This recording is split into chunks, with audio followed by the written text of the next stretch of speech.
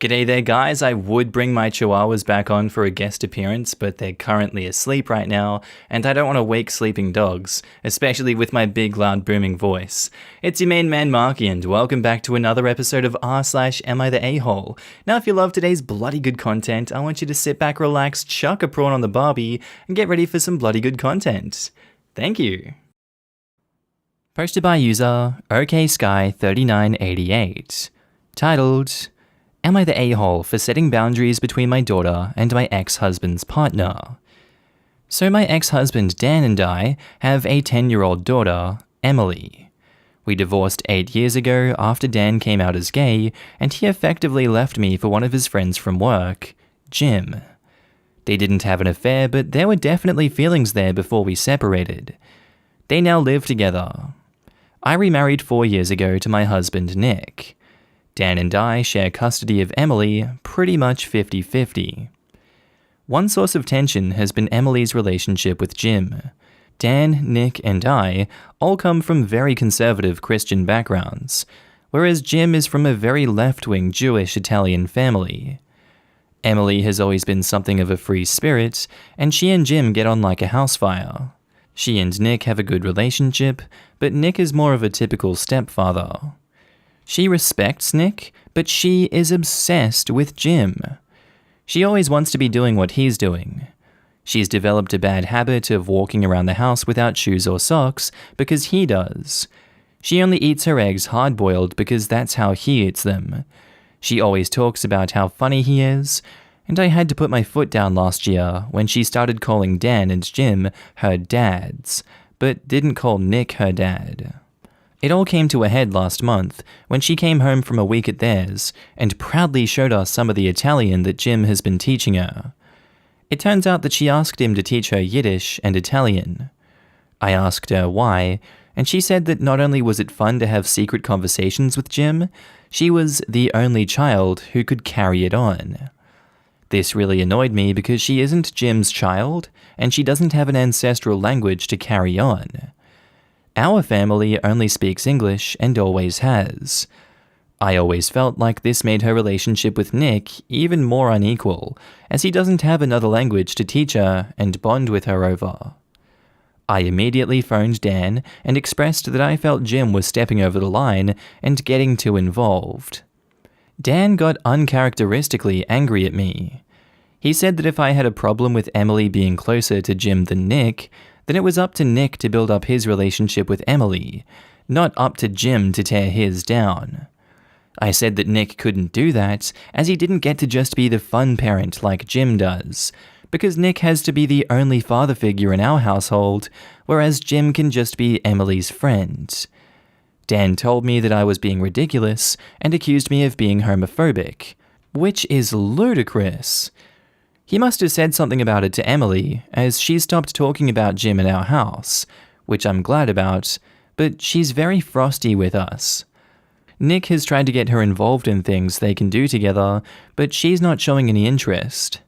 I feel like I did have to say something, but I'm worried I went over Nick's head and made things worse, and should have left him to handle it. I just want Jim to stop overstepping. Jim isn't overstepping. He's just raising Emily in a way that's different, and apparently at odds with how your expectations of raising a child are. To me, it's so true that if Nick doesn't have that bond with her, then that's entirely Nick's own fault for not being compatible and trying hard enough to find common ground to have that sort of fun relationship that Jim has with Emily. You are ridiculously overreacting to this situation by blowing up at Jim for this. None of that was malicious. The language thing isn't malicious. You're the one attributing malice to it, and that's your own problem. She's obviously very happy at that other household, so just let her be. Stop trying to ruin her happiness, and Jim's bond with her. You're the a-hole. Now in the comments, Type 1 Error says, "Cut the crap about overstepping his bounds. This is your real issue. Dan, Nick, and I all come from very conservative Christian backgrounds. Jim is showing an interest in your daughter. She seems to enjoy him and loves spending time with him. In other words, your daughter is happy and has another adult in her life who cares about her. If you really cared about your daughter, you would be happy for her. You may call yourself a Christian, but there is nothing Christ-like about your behavior. You're the a-hole. Christians love seeing how understanding they are until it affects them to any degree. I expect everyone to have morals and to treat others kindly until it comes to how I should treat people. There is no homophobia here. Just a case of someone who is too caught up in their own beliefs to think outside the box. You're the a-hole, OP. No homophobia? Maybe, but I can sure smell the anti-Semitism. No homophobia? How about the part where OP insinuates her daughter can't have two dads, only a father figure and a friend? Nick has to be the only father figure in our household, whereas Jim can just be Emily's friend. You're the a-hole. I don't understand at all why walking around the house without shoes or socks on is a bad habit. She always talks about how funny he is. Oh, the horror. Great that she feels comfortable calling Jim and Dan dad. Not sure how this would be a bad thing or Jim's fault. You say she respects Nick, but if she's not seeing him as a father, then that's on him to sort out and change the dynamic. It's not reasonable to expect everyone else to step back and do less. He's teaching her a second language. Wow, what an amazing skill that will benefit her throughout her life. I wish I had someone teach me a second language at a young age. She isn't Jim's child. Not biologically, but he is a huge part of her life. Would you be annoyed if Nick was teaching her a second language? Jim has a fatherly role in this young girl's life. Well done for trying to prevent that. Stop being jealous that she likes daddy's partner more than mummy's. She isn't Nick's kid either, and yet OP is annoyed about her not seeing him as a father? Double standards much? You're the a-hole. I can't believe it. Wow, the arrogance of Jim. Opening your daughter to new foods? New languages? God, what is next? Will he help her find new passions and explore new areas of interest? That idiot. OP, you need to grow up. Like, seriously. It's been 8 years of that man in her life, and he has probably earned the trust of her enough to call him dad. Why don't you ask Nick to step it up and start being a stepfather who one day may earn that right instead of pissing all over Jim? Now back to the post, OP puts in some edits and says, "Thank you everyone for the insight.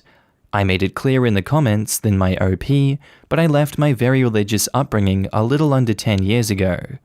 Hence why I'm on Reddit in the first place, and clearly have a long way to go when it comes to unlearning a lot of things that are more ingrained than I thought. Unfortunately, I'm not a troll, just someone who has been viewing a situation with blinkers on.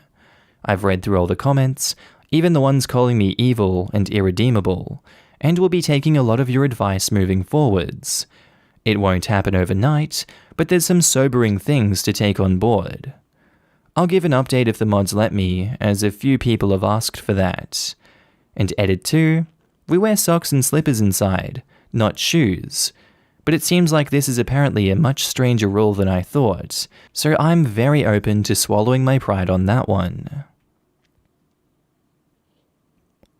Our next post is by user RedditAhole200, titled, "Am I the a-hole for blowing up at my husband for eating my daughter's birthday candy?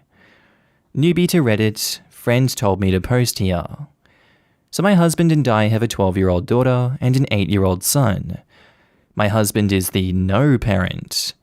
For as long as I can remember, he will say no in stores or sports games to the kids' requests for snacks or toys, even if they offer to pay with their own cash.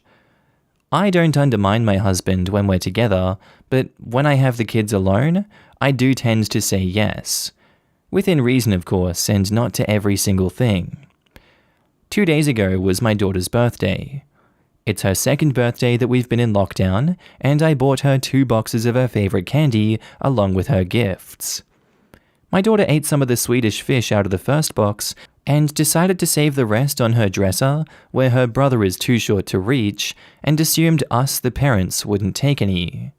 Well, was I wrong. I awoke to my daughter crying that her dad had eaten her second box of Swedish fish and some out of the first box and only left her with a few. I checked the trash in our bedroom and confirmed my husband had eaten them. I was furious. I screamed at him that he is a grown man who can go to the store and buy whatever the F he wants without anyone telling him no, while he always says no to our kids, and the rare time she gets to eat her favorite candy, his ass has to eat it. He said we were both making a big deal over candy. I told him it was more than just candy, that he obviously doesn't like seeing the kids happy and he's a thief. I took my kids with me to my sister's house to cool down and bought more Swedish fish to make up for the ones that my husband stole. We're still at my sister's house a day later, and until my husband can truly apologize to his child, the thought of him disgusts me. Am I the a-hole? I don't think you were the a-hole for being a bit rude to your husband. You haven't provided a real in-depth history into your relationship here, but if this incident is enough to cause you to have a meltdown, I'm going to assume there's probably a history of bad parenting that this man refuses to fix. Stealing food like that from your children and not replacing it, or apologizing, just breeds resentment and distrust from them. For him to continue to punish his children and keep saying no to them, I would say goes beyond sane parenting. That's not a crazy thing to assume here, given OP's reaction. You really do seem to be putting your children's best interests at heart, OP. If this is a deal breaker for you, then let it be, and put your children in a better position where their mental and emotional health is prioritized. They deserve better, not the a-hole. Now in the comments, Mr. Silk says, reading between the lines here, but there seems to be dysfunction in your marriage that rises well above an Am I the a-hole post on Reddit. You're obviously at the end of your tether with your husband's behavior, which you have discussed with him numerous times in the past, only to have him now do something this obnoxious to his own daughter and seeing absolutely nothing wrong with it. Some would say your behavior was over the top. More likely, this incident was just the straw that broke the camel's back, so not the a-hole. It's not a big deal out of candy. It's a big deal because it's about your children's ability to trust and feel safe with you and at home.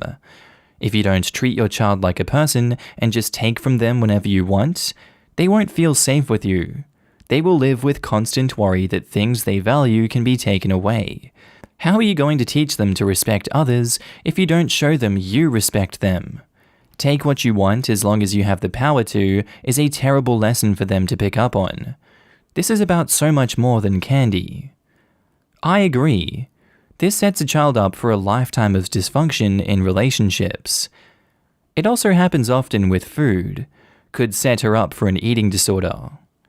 This is me. I could never trust that the second half of my sandwich or donut would be there for me later because my brother would eat everything. He has a whole slew of mental health disorders, and he would even go and find the stuff that I hid. So I developed defensive eating.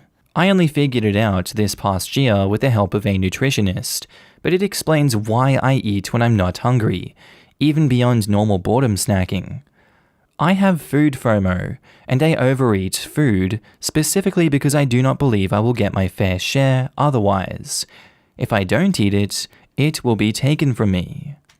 Jack Ogg says, not the a-hole. He stole the candy. Has he apologized to your daughter and replaced the candy? And OP replies, he hasn't apologized and clearly won't replace the candy, which I already did for her. Yeah, see? F that. How is he supposed to raise your daughter to be a responsible and respectful person when he can't even admit when he was in the wrong? Would he punish your daughter for stealing something that's his? He doesn't think he's wrong though. This guy needs therapy. Not everything can be fixed with therapy. Sometimes people are just crappy people, and that's all there is to it. Ask your husband to explain something to you. If the candy isn't a big deal, why does he never allow the children to buy it, even with their own money? Then ask him to explain what life lesson he is teaching your daughter by stealing her candy, not apologizing for taking it, and not replacing it.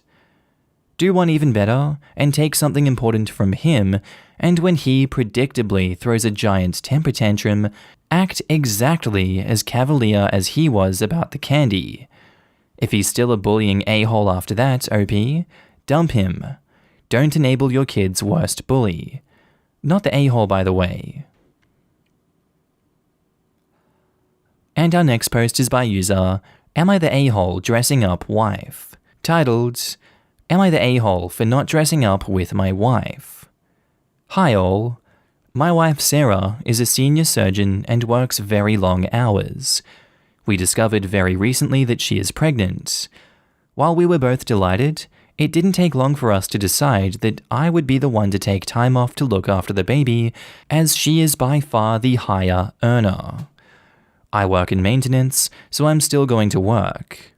I work long hours too, as well as crazy shift patterns, including nights and weekends. Because of that, and because everything is shut, we haven't been able to spend much time together. I do most of the cooking at home because I'm better than her, and she doesn't really like cooking anyway. However, I got home yesterday, and she made me my favorite meal. More than that, she was fully dressed up. I'm talking evening gown, heels, hair fully done, etc. She looked so beautiful, I wanted to marry her all over again. However, I was tired. I'd been working a 12-hour shift and I just wanted to relax. I threw on a tracksuit and t-shirt, and when I came downstairs, she was obviously disappointed. She asked if I wasn't going to dress up, and I said I was tired and just wanted to eat. It was quite awkward between us for the rest of the meal, and when it was done, she went upstairs and said, "Remind me never to make an effort again." Later, as I was going to bed, I heard her crying in the spare room. I went in to comfort her, but she told me to go away and leave her alone. Look, I know it must have been sad for her to get dressed up and for me to not do it, but I had been working all day doing heavy physical work and just wanted to relax. I know Sarah loves getting dressed up and wearing beautiful clothes, and the pregnancy might mean less chances to do that. But she kinda surprised me with this. If we had planned a date where we could both get dressed up and have a nice meal, I would have happily taken part.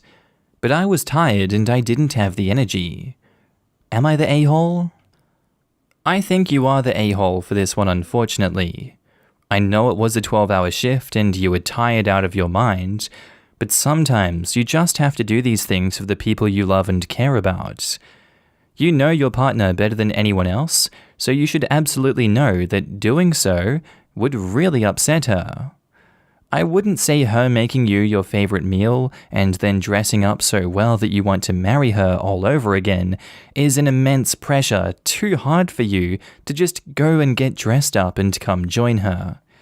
Yes, taking clothes off and putting nice ones on can be an effort, and you may have had a bad day at work, but she did something she never really does in making this much of an effort, and you chose not to reciprocate.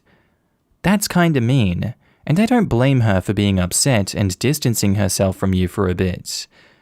You should go apologize and make things right with her. She deserves that. She's your partner and should understand where you are coming from, but at the end of the day, you need to be strong and just fix this with her. So yeah, you're the a-hole.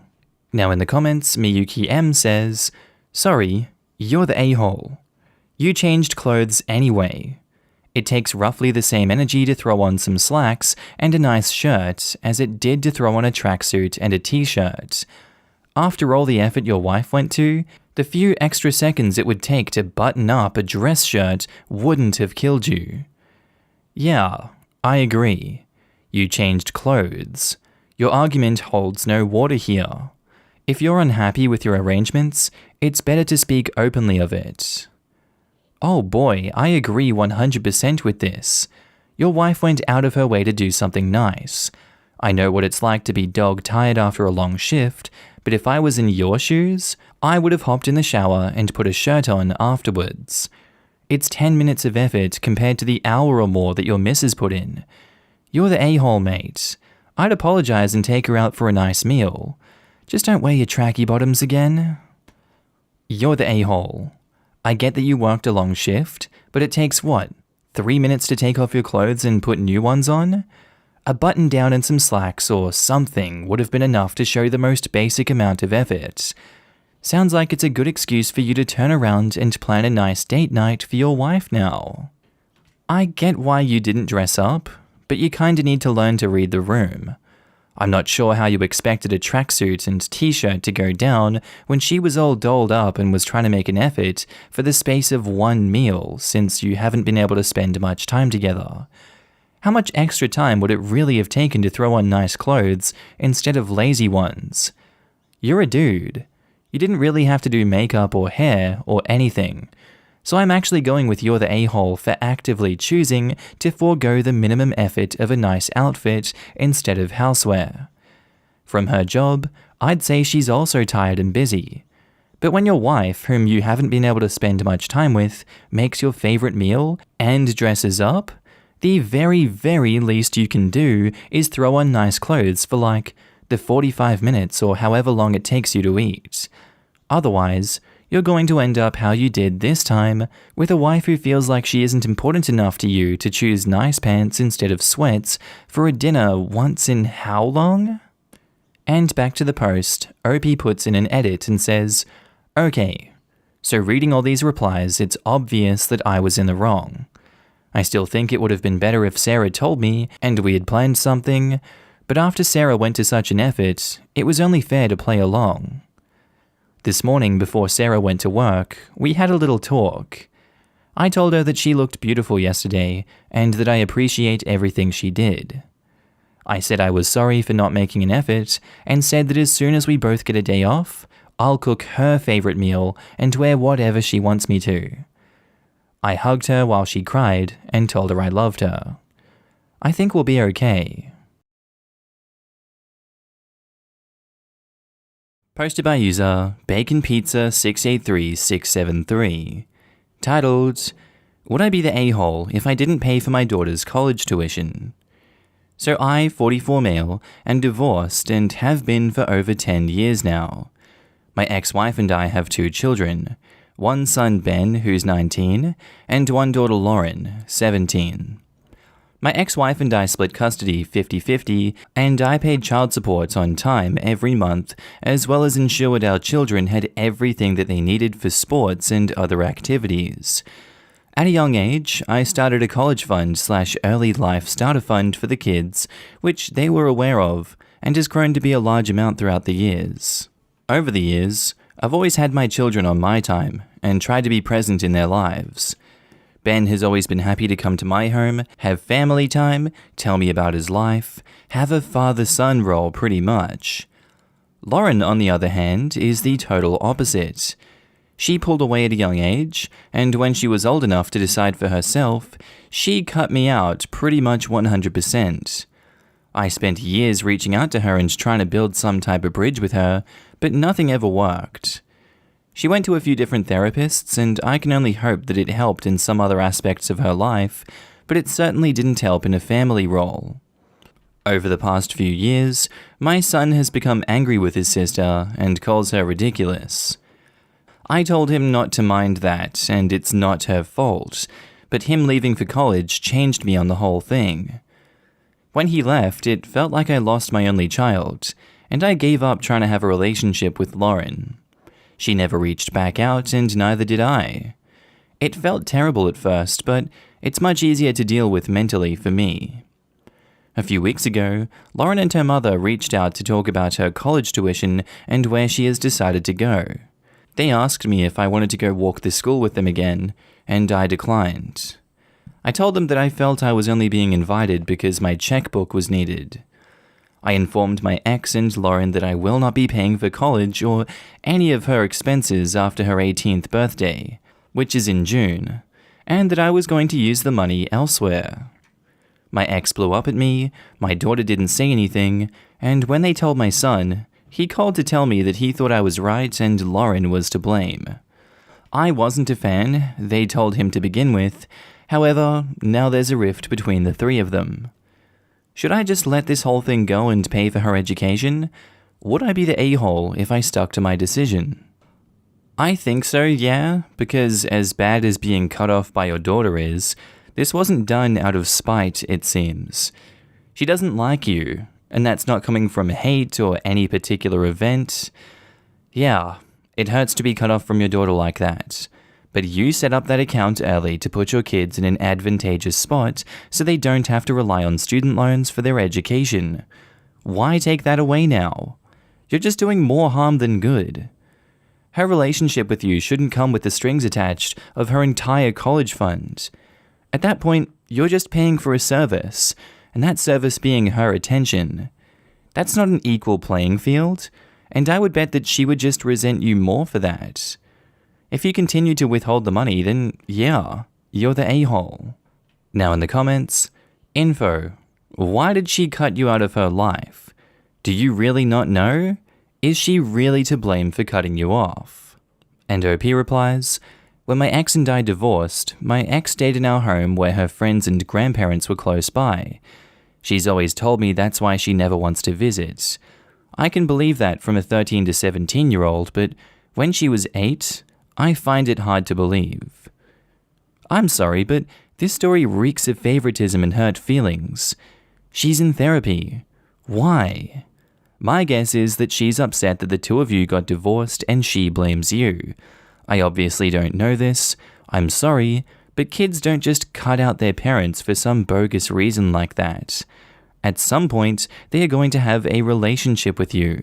I just don't buy that prioritizing her friendships and grandparents is a reason that she pretty much never sees you and doesn't want to see you in the future.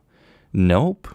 I'm going to try my best to summarize what's going on here because there's an entire second story that was not mentioned in OP's post. Or I guess more so just more information that was left out. So basically, when OP and their ex divorced, the ex kept their house, which was close to friends and family. OP moved across town 25 minutes away. He says that his daughter pulled away after he moved because she wants to spend time with friends and family more. He couldn't force her to spend time with him against her wishes. That's why he wanted her to go to therapy. Previous to all of this, ex-wife's sister was having an affair. He found out the ex was covering for her sister's whereabouts and why, and OP told her husband. The ex divorced OP because he exposed the sister as a cheater to her husband, and OP's ex says that OP ruined their relationship. The sister cheated because she wanted to explore part of herself, which OP says was a lame excuse. The ex-wife's entire family blames everything on OP. That same family also came forward and pressured him to not tell the husband. Some people told OP in the comments that it wasn't his business, but he says it was. OP believes the husband to be a good person and believes it was the right thing to do. He goes on to say, don't have an affair, that's never okay. Anyway, I'm going to read out 2 more comments. Bish Kebab says, you're the a-hole. You've already paid for your son's college, thus setting the reasonable expectation that you would be contributing.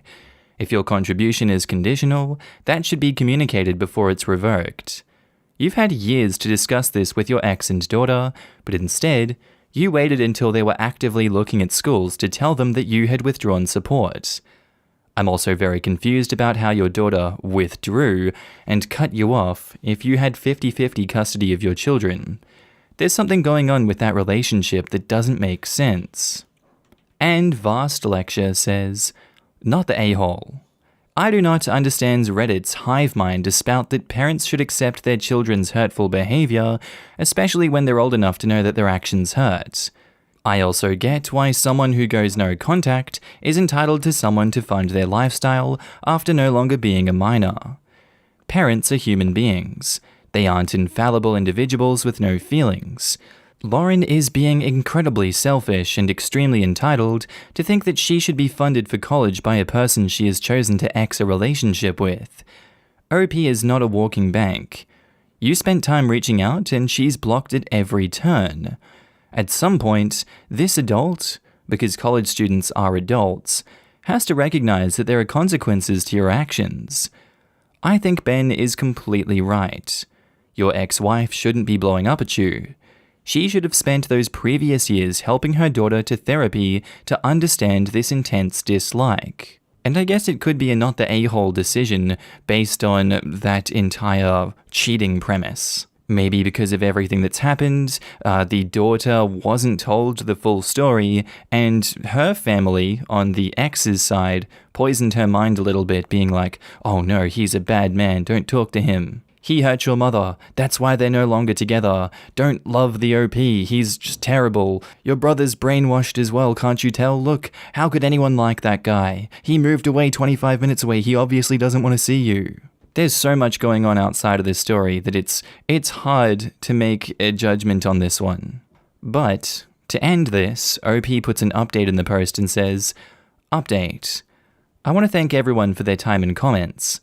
A lot of you have assured me that this is the correct course, while others have disagreed and been pretty rude. This is the best course, and I'll simply retire early and help my son with his first home. I don't expect to have a relationship with my daughter ever again, and that's something I need to make peace with. I won't serve as her ATM when she's in need though, and with child support ending in July, it will no longer be my concern. Therapy hadn't helped her much in the last several years, so I doubt she'll miss that much anyway." So I guess, what do you guys think of this one down in the comments? Do you still think it's a you're the a-hole, or do you think it's a not the a-hole judgment? He's happy with how he's gone about this one, and I'm happy for him going about it this way, I guess. It screws the daughter over a lot, but I guess she's poisoned by her family probably, and she continues to see it this way, even though she's turning 18 and she has the ability to see both sides of the table here. If I were in her shoes personally, I would see my mother's actions as disgusting. She broke up with him because he exposed my cheating auntie. Although when you're that deep in the family hive mind that would seek to oust OP for talking out, that's something that's really hard to deal with. And I imagine she's not getting much influence from the outside that's telling her, hey, look, these people are screwing with your mind, your family is being toxic, they are doing the wrong thing. So if she chooses to stay in that mindset and, continue to have OP not in her life, I don't think he has to be her ATM. But yeah, tell me what you guys think down in the comments. I know this has been a really long one, but because of all that extra information, I was like, my god, this could be like a 20-minute video discussing the ethics of this all. Anyway, our next post is by user No More Licks. And this is another one where the ethics are kind of like, what's going on here? So it's titled, "Am I the a-hole for spraying my arm with no chew dog spray so my sister wouldn't lick it anymore?" So I have a step-sibling that's on the spectrum. One of the big issues that she has is that she licks everything and everyone. It's some sort of sensory thing. She has a special therapist that's supposed to help with this problem. They've told my dad and stepmom to get her interested in licking other things. For example, she has these special bracelets and necklaces she wears for licking. My dad and stepmom said they've helped a lot with the issue, but every single time I have to come to visit, she gets too close to me and licks me. It's gross and makes me uncomfortable. My dad and stepmom know that it makes me uncomfortable and will pull her away when she does this, but she will inevitably lick me again multiple times while I'm there. On a side note, we got a new puppy at my mum's house. He's been having trouble with chewing furniture. We got this special no-chew spray that we sprayed on the legs of the furniture. Our puppy pretty much stopped chewing the furniture immediately. So, the next time I had to go to my dad's, I decided to try spraying my arms and neck with no-chew spray before I left. Within 20 minutes of being at my dad's place, my stepsister licks me. This time though, she pulls away fast, makes this face, and starts freaking out.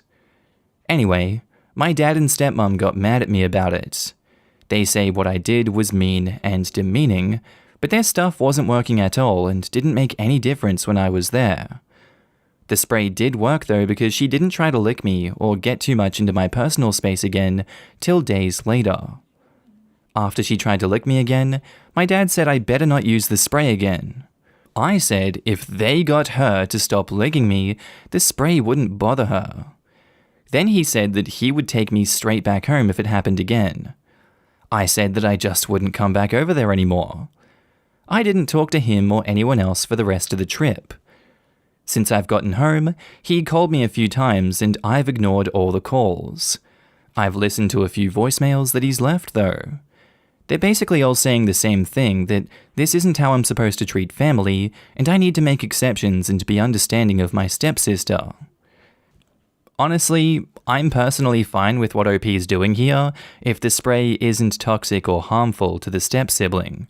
I'm not comfortable with people licking me, and why should I have to accept that behavior just to keep, these parents happy, and her happy? If her therapy and other methods of dealing with the licking aren't working, then don't blame me for finding creative ways that deal with the problem. Yes, it upsets her when she licks something that doesn't agree with her. That's the premise of this prevention method. It stops her doing it again in the future. It doesn't harm her, and it keeps her away from OP. Super simple stuff. If the parents don't want OP to visit anymore because of that, then fine. They're the ones that didn't offer a reasonable solution to a huge privacy issue that their child is demonstrating. That's an unfortunate consequence, and I would wish them the best in approaching this one in the future. As it stands though, I'm voting not the a-hole. Now in the comments, Slydog4100 says, "Not the a-hole. You're allowed to not be licked. It would seem your stepsister is more capable of correcting her own behavior than her parents are expecting her if your no-chew spray method worked for a few days. Their behavior needs correcting too, and removing yourself from a situation that makes you uncomfortable seems to make a lot of sense here. Keeping one family member comfortable at the expense of another isn't what families are supposed to do either." I was going to say this. Sounds like it isn't an uncontrollable behavior, since the taste deterrent of the spray immediately worked better than everything they and the therapist have done. Exactly. They are most likely babying her and forcing others to deal with her issues and habits because she can't help it, when OP just proved all it took was a consequence for her own action for her to make the cognitive connection that licking equals gross. She's obviously aware of cause and reaction, which means she's not as helpless as it seems the parents think she is. While I'm not encouraging using dog deterrent sprays for other people with kids who lick things, if it works, it works. As long as you're not making them chug a bottle of the stuff every time they lick something or someone. I'm agreeing with this. I'm a parent of a special needs kid, and one attitude I saw a lot of when going to events with other parents of special needs kids is, well, he or she is special. He or she just does that. People are just going to have to understand. I wonder how many times I unwittingly did that myself while my child was growing up. A lady who volunteered at my son's horse therapy program told me something that stuck with me growing up. It's not a special world they're going into. What's going to happen if the parents are not around anymore and you have a 30-year-old woman who runs around licking people? How many strangers are going to be understanding because she's special? Sounds like it would benefit her if everyone in the household sprayed their arms. Not the a-hole, this is actually a pretty clever solution. And OP says, "They said what I did was mean and demeaning." You know what else is demeaning? Having people effing lick you like a dog, and to be expected to just tolerate it. Especially during a respiratory viral pandemic. Ugh. I think it's also demeaning of her dad to treat the stepsister like she can't learn proper behavior. Just because she's on the spectrum doesn't mean she's not smart, and they're doing her a huge disservice by not trying to teach her. Obviously, whatever current methods they're using aren't working, and trying to force everyone else to just live with it is not the right answer. This girl's parents aren't going to be there forever, so then what? Not the a-hole. Other people's rights end at your body. So, what do you guys think of that one? Tell me down in the comments what you would do in this situation or how you feel about it. Posted by user Throw titled, "Am I the a-hole for calling out a secretary and threatening to report her to her manager after she revealed health information?" So I got a needle stick injury at work. I'm a healthcare worker, and my family doctor filled out a lab requisition for baseline blood work to be done. One of the tests is HIV. I went to an external lab to get it done because my family MD office is closed. It's a typical diagnostics lab. In the waiting area, there are 5 other people sitting down. I go to the secretary and hand her the required forms. She takes them, checks me in, and I sit down. After 10 minutes, she calls me back, calling out my first name and says, "Ma'am, there's an issue with the HIV test form." Everybody in the waiting area heard and gave me looks. I go up to her, very angry. I told her you cannot just announce people's personal health information like that. She says, "Oh, it's okay. You're getting tested just because of a workplace injury." I told her that's fine, but other people don't know that. What if I had to get tested for HIV for a more personal reason? What if somebody who knew me was in the waiting area and heard that I was getting tested? She apologized, but I told her I'll be calling her manager and informing them of the incident. She rolled her eyes and said, "Go ahead," in a mocking tone. I told my husband what happened, and he said maybe I should cut her some slack.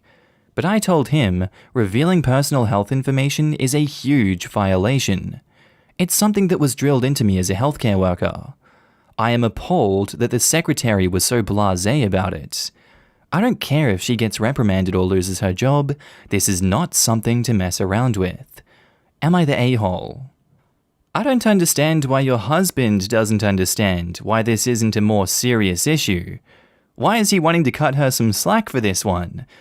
Like, imagine if we put him in the same situation and she calls out to the waiting room, "Hey mate, your erectile dysfunction tests are coming back a bit wonky. Gonna need you to come sort out an issue over here real quick."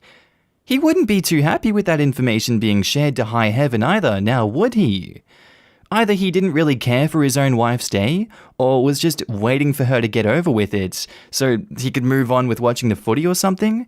Or maybe he just slipped up and didn't realize how serious letting that information out could be. Like, I want to give that husband the benefit of the doubt here for questioning OP because, as the saying goes, what can be attributed to malice can just as easily be attributed to ignorance. And I know I don't always give everyone that excuse here in Am I the A-hole, but I will this time because it's fun. I'm changing it up, you know? So yeah, I'm on OP's side here. Definitely report her for that. If she's so blasé about this and doesn't care, then she doesn't deserve to have that job. That's a serious security threat for patients in there. Now in the comments, I don't know what to write here, 21 says, "Not the a-hole. That's a HIPAA violation, if in the US. She can and should be fired for this. Keeping health things private is very important." Absolutely. She should be fired if she can't keep her trap shut about confidential information. Is the next person going to hear, announce to the entire waiting room, "Hey lady, your pregnancy test isn't covered." Oh god, imagine. Not the a-hole. I had a similar situation to that, and it made me question whether I should report it. My place of employment provides us with flu shot clinics once a year that's covered by our benefits.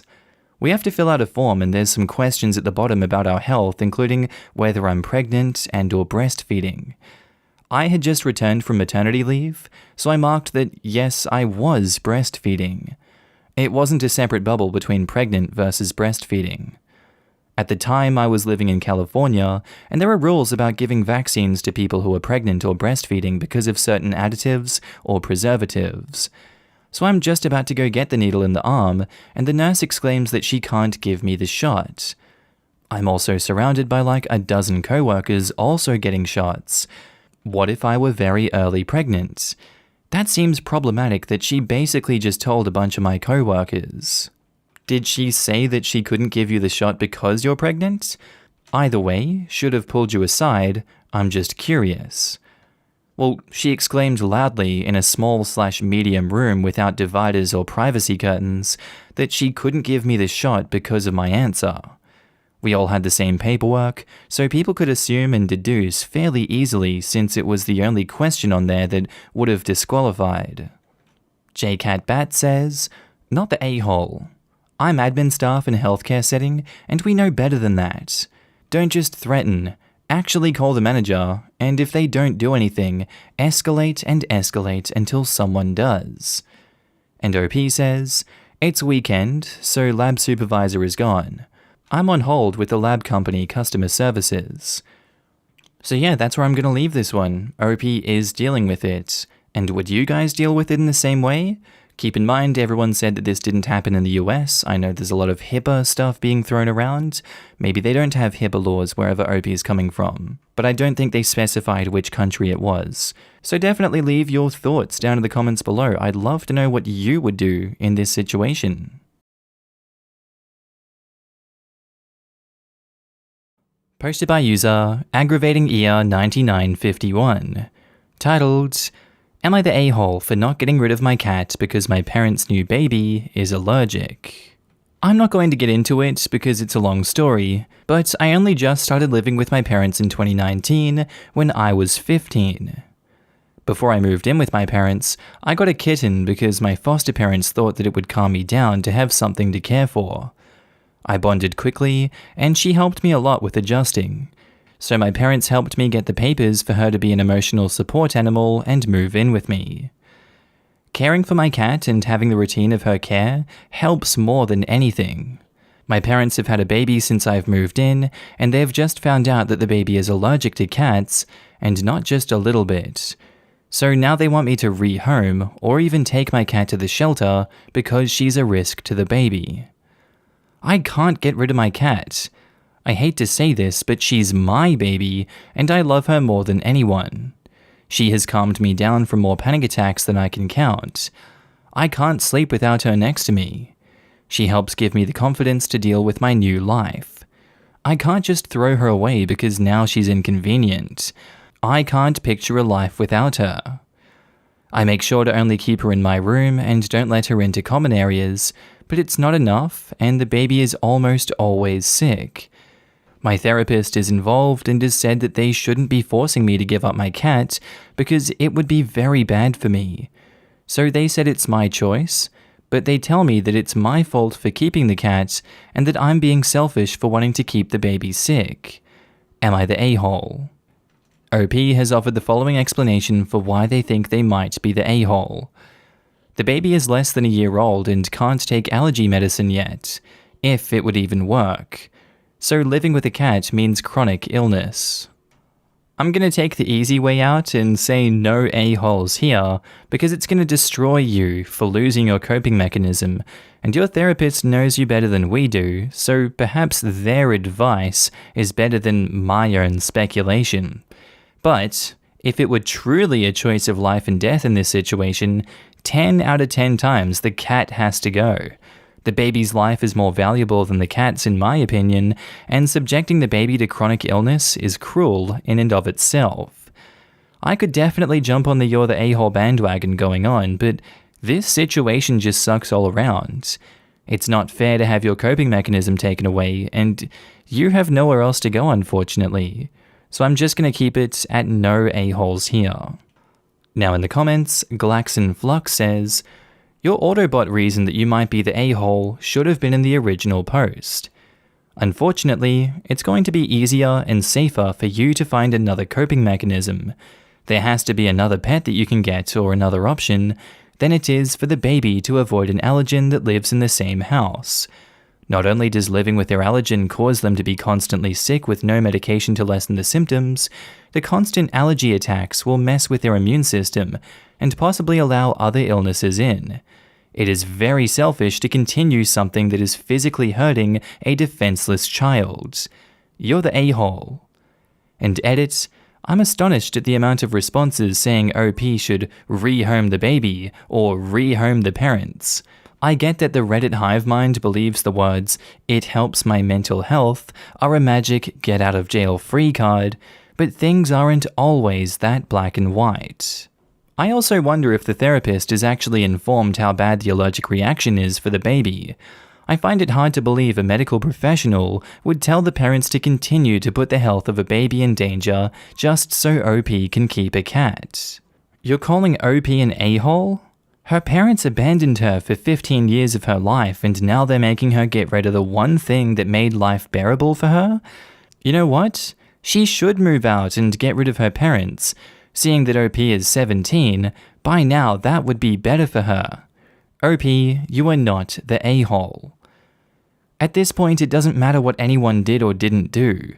What matters is that there is a baby here that has no blame in the conflict and cannot advocate for itself, and it's too young to take allergy medication. Allergies can just be a case of the sniffles for adults, but babies are fragile. Baby produces snot from allergies. Baby aspirates snot. Baby develops pneumonia and dies. That can happen scary fast with a baby, and the baby can't tell you it's having trouble breathing. Or perhaps, almost as bad, the baby can develop lifelong lung problems due to these kinds of early childhood issues. I'm sure in 20 years the baby would thank OP for choosing the cat over the baby's lifetime of chronic lung infections and breathing problems. So yeah, OP needs to either move out with the cat or they need to rehome the cat. I'm normally completely against rehoming animals to suit others, but this is, without exaggeration, a potentially life or death situation. I'm confused. I'm a pediatrician, and it is very rare for an infant to be that allergic to a pet, or really anything but food, and there certainly are allergy medications that can be used in infants. It sounds like this needs more investigation with the infant's pediatrician and probably an allergist before anything is done. I'm not a doctor, but there are lots of allergies in my family, and I thought the exact same thing. I honestly don't think the baby has an allergy. I think OP's parents, considering OP was just taken away from them and she just now at 16 went back to live with them, are doing something neglectful or lazy that's causing the allergy-like symptoms. It could be the formula they're giving the baby making their stomach upset, or even the laundry detergent being too strong for the baby's skin. I also kinda doubt they've talked to their pediatrician about this, because like you said, there absolutely are allergy meds for infants, and there are also medicated products that you can use to significantly reduce cat dander. I think OP's parents just don't care about OP and want the cat gone. So I guess I ask you guys listening, what do you think of this one? What do you think's going on, and is OP the a-hole for wanting to keep the cat? Our next story is by user AdventurousUse2612. Titled, Am I the a-hole for changing my son's school so he wouldn't have to shoulder the weight of helping his stepbrother? So my ex, 40 male, and I, 31 female, have a son who is 11. My ex cheated on me with his current wife 3 years ago. Ex's wife has a son, Daniel, who is the same age as my son. The first 2 years were rough. Daniel's home was ripped apart too, and lashed out at my son because of it. He bullied him for a solid 2 years. He made his life a living hell, to the point that the school called us all in at various times, and there was tension between all of us, because I requested my son be more protected, and I told my ex he needed to do a better job at protecting our son, and not let him suffer because he decided to cheat with a married woman. My ex took me to court then because I requested at one of these meetings that my son and Daniel be separated in school, and my ex wanted to sever my education decision abilities because he said I was using the cheating to get what I wanted, and to create more distance between the new brothers. The judge did not like hearing what he did, but it was my ex's actions he didn't like. From defending having them in the same class despite the bullying being to the level it was, to saying I shouldn't get a say in the decision, to admitting he left his wife to attend meetings on his behalf at times, and then digging his heels in with the judge. In the end, the judge gave me full educational decision-making, where I only need to notify my ex of any change. After the whole bullying ordeal was over, they decided my son needed to help Daniel with schoolwork because Daniel was struggling in school. This included in and out of school and taking up lunchtime if Daniel needed it. My son hated it. His relationship with Daniel has not gotten better because of the bullying, and back in May he told me that he wanted to change schools.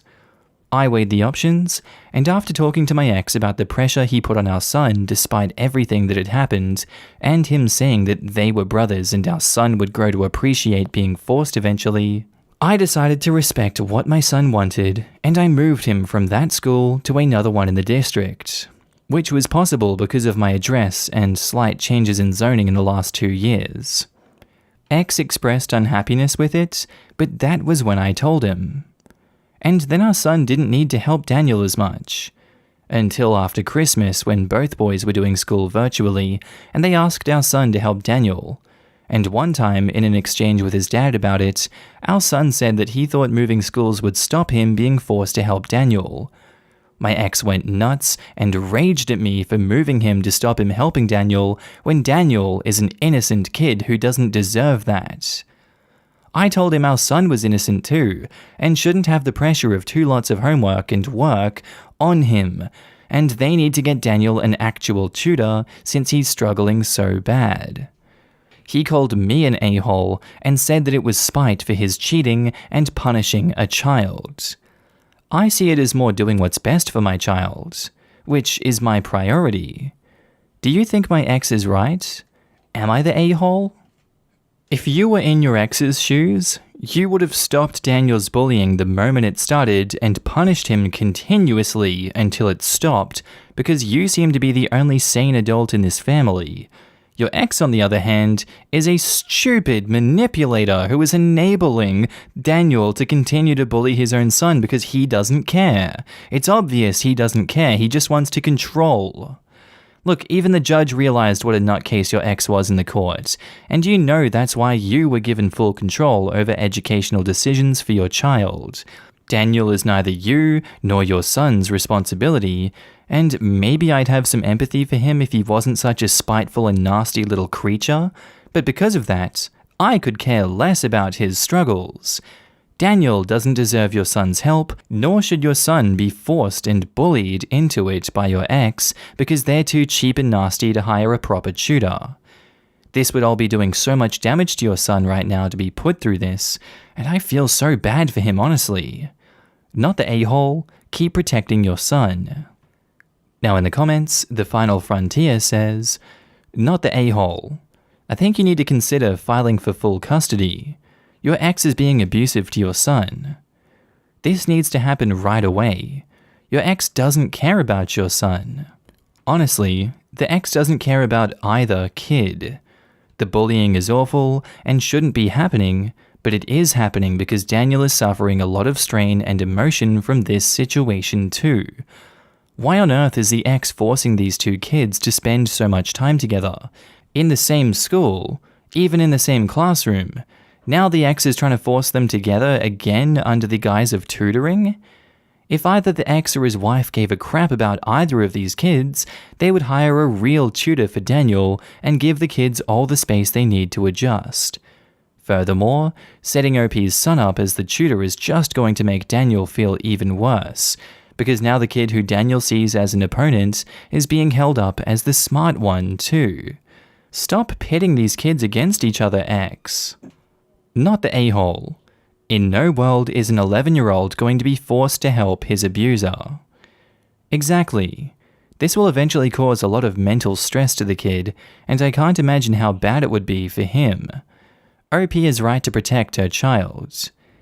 It's been 2 years of bullying from the stepbrother, and on top of that, mental abuse from the father. I think the kid is already mentally scarred. And not the a-hole. I would go back to the court for full custody. The fact that your ex placed the burden of academic assistance on an 11-year-old rather than help his son himself speaks volumes. I'm a certified teacher with a master's and over a decade of experience. Move your son to a different school. In all honesty, I would temporarily refuse to allow my son to be forced to be near that child. Mental health is incredibly fragile at your son's age. Your child cannot continue to bear a burden that he shouldn't have been saddled with in the first place. Furthermore, your son will begin to experience detrimental effects of bullying, neglect from his father, academic pressures, etc. Unacceptable when it all could have been avoided. Best of luck to you and your family. You are a good mum. Posted by user Satin Scumbag. Titled, Am I the a-hole because my puppy got knocked up at the dog park? So Pepsi is a 9-year-old Weimaraner. She is healthy and vaccinated. Our vet recommended that we wait until her first heat to spay her. We went to a neighborhood off-leash park where she ran beyond sight while I was picking up my other dog's poop. And before I knew it, a German Shepherd had had his way with her. The Shepherd's owner was reluctant to give me any info because they didn't want to be on the hook for potential puppies. They even joked about it being a shame there weren't dog abortions. Cringe. Turns out Pepsi was in heat and now is pregnant. I don't mind paying for the future puppies' shots and vetting them out to good homes. Maybe I'll even keep one. These 2 German breeds would make a cute pup. Time to get her fixed too. Duh. The owner of the Shepherd is claiming they have breeding papers and other nonsense-sounding paperwork to say the puppies are 100% theirs based on the pure bloodline of the Shepherd. After respectfully trying to arrange a 50-50 agreement from the sale of the puppies, the conversation turned offensive, with me being accused of being irresponsible for bringing an unfixed dog to the off-leash, when she's never had any issues with recall or behavior, and she's never showed any signs of being in heat. It's not like I brought her there to get her pregnant, but now they're questioning my character, and I avoid the dog park that I always go to because I don't want another run-in. Am I the a-hole? OP has offered the following explanation for why they think they might be the a-hole. Knowing how close she was to potentially being in heat, I perhaps should have kept her on a leash or been more vigilant in watching her while dealing with my other dog, especially knowing there are unfixed male dogs out and about, like the Shepherd. So this is going to get beat like a dead horse in the comments, but OP, you are just as much at fault as this other owner is. Both of these dogs weren't fixed, yet you brought them to the parks anyway. Yes, your dog is slightly less at fault for being under 1 year old, but even then, this still happened, and you fall into the a-hole category as a result. Everyone sucks here. Now in the comments, Fickle Ostrich says, everyone sucks here. They brought their intact male to an off-leash dog park too. It takes 2 unfixed dogs to make puppies. Be more responsible with your dogs, but they should too. It's like they know they wouldn't ultimately have to deal with any actual costs, but might still be able to pressure others into giving them money if they sell the puppies. If OP does end up splitting money with these people, they need to insist that they are then reimbursed for any and all vet bills and pregnancy/puppy rearing associated costs. Then, they will split what's left with the German Shepherd's owners. Normally, an intentional breeding involves stud fees for the male, and then the male's owners don't get any of the money from the sales for the puppies. Or, they sign a contract stating that the female's owners get reimbursed for vet fees and associated costs, and then they split what's left 50-50. Since in this case there is no formal agreement and no contract, the Shepherd's owners are entitled to absolutely nothing. Anyway, moving on from that post, our next post is by user No Pink Thanks, titled, Am I the a-hole for refusing to have a pink bedroom again? Hi guys, I am 15 female, my dad is 31 male, stepmom Anna is 29 female, stepsister Zoe is 8 female. We are in the UK. I was born when my parents were just 16, and my egg donor did a runner before I turned 1. I don't know her now. Dad, well, he did the best he could as a young single father, but we've lived in a small 2-bed flat and not had much money for as long as I can remember. So Dad and Anna married 2 years ago, but stayed living in separate homes as Anna was a carer for her disabled mum. Pre-pandemic, I was out of the house a lot and never really cared much about my room, which had childish pink walls with hearts on. During the first lockdown, I became quite down and unhappy, and eventually decided to overhaul my room completely to feel more like me, and spent some of my savings on paint and new sheets and stuff. I put grey on 3 walls, and did a geometric design in shades of blue on the 4th. It's a lot more grown up, and I felt a lot more comfortable spending all my time in my new space. Sadly, Anna's mum passed away mid-January. At the end of February, Anna and Zoe moved into our tiny flat, and I had to share my room with Zoe. I didn't complain about it, about half my small space now being toys, about suddenly becoming a full-time big sister. We had to swap my bed for bunk beds, and because Zoe is afraid of heights, I had to take the top bunk. I haven't even complained that I can no longer sit upright on my bed. We are going to move into a 3-bed at some point, but until then, this is the situation. I'm not happy, but I accept it. But Zoe isn't happy and is too young and immature, as she's 8, like I get it, to accept it. Zoe cries for her old room back. Anna wants to paint my beautiful new room back to the pink that I used my own money to cover up, and I'm refusing to let her.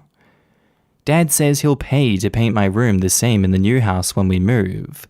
I say they can paint Zoe's room in the new house too. Anna is saying that I'm being childish and nagging at Dad to make me change my mind. But Dad is stuck between us and privately says that he gets it, that I've had to put up with so much but won't stand up to Anna on my behalf. I've offered compromises like they can paint if I can take the bottom bunk and put curtains around it so I'm not surrounded by effing pink again, or leave it as it is and put pink curtains around Zoe's bunk so she's surrounded by pink. Both ideas got shot down as me being stubborn for the sake of it. I think I've latched onto my walls as the last bit of control that I have, and I don't think it's fair at all to force me to give every bit of my home up for Zoe.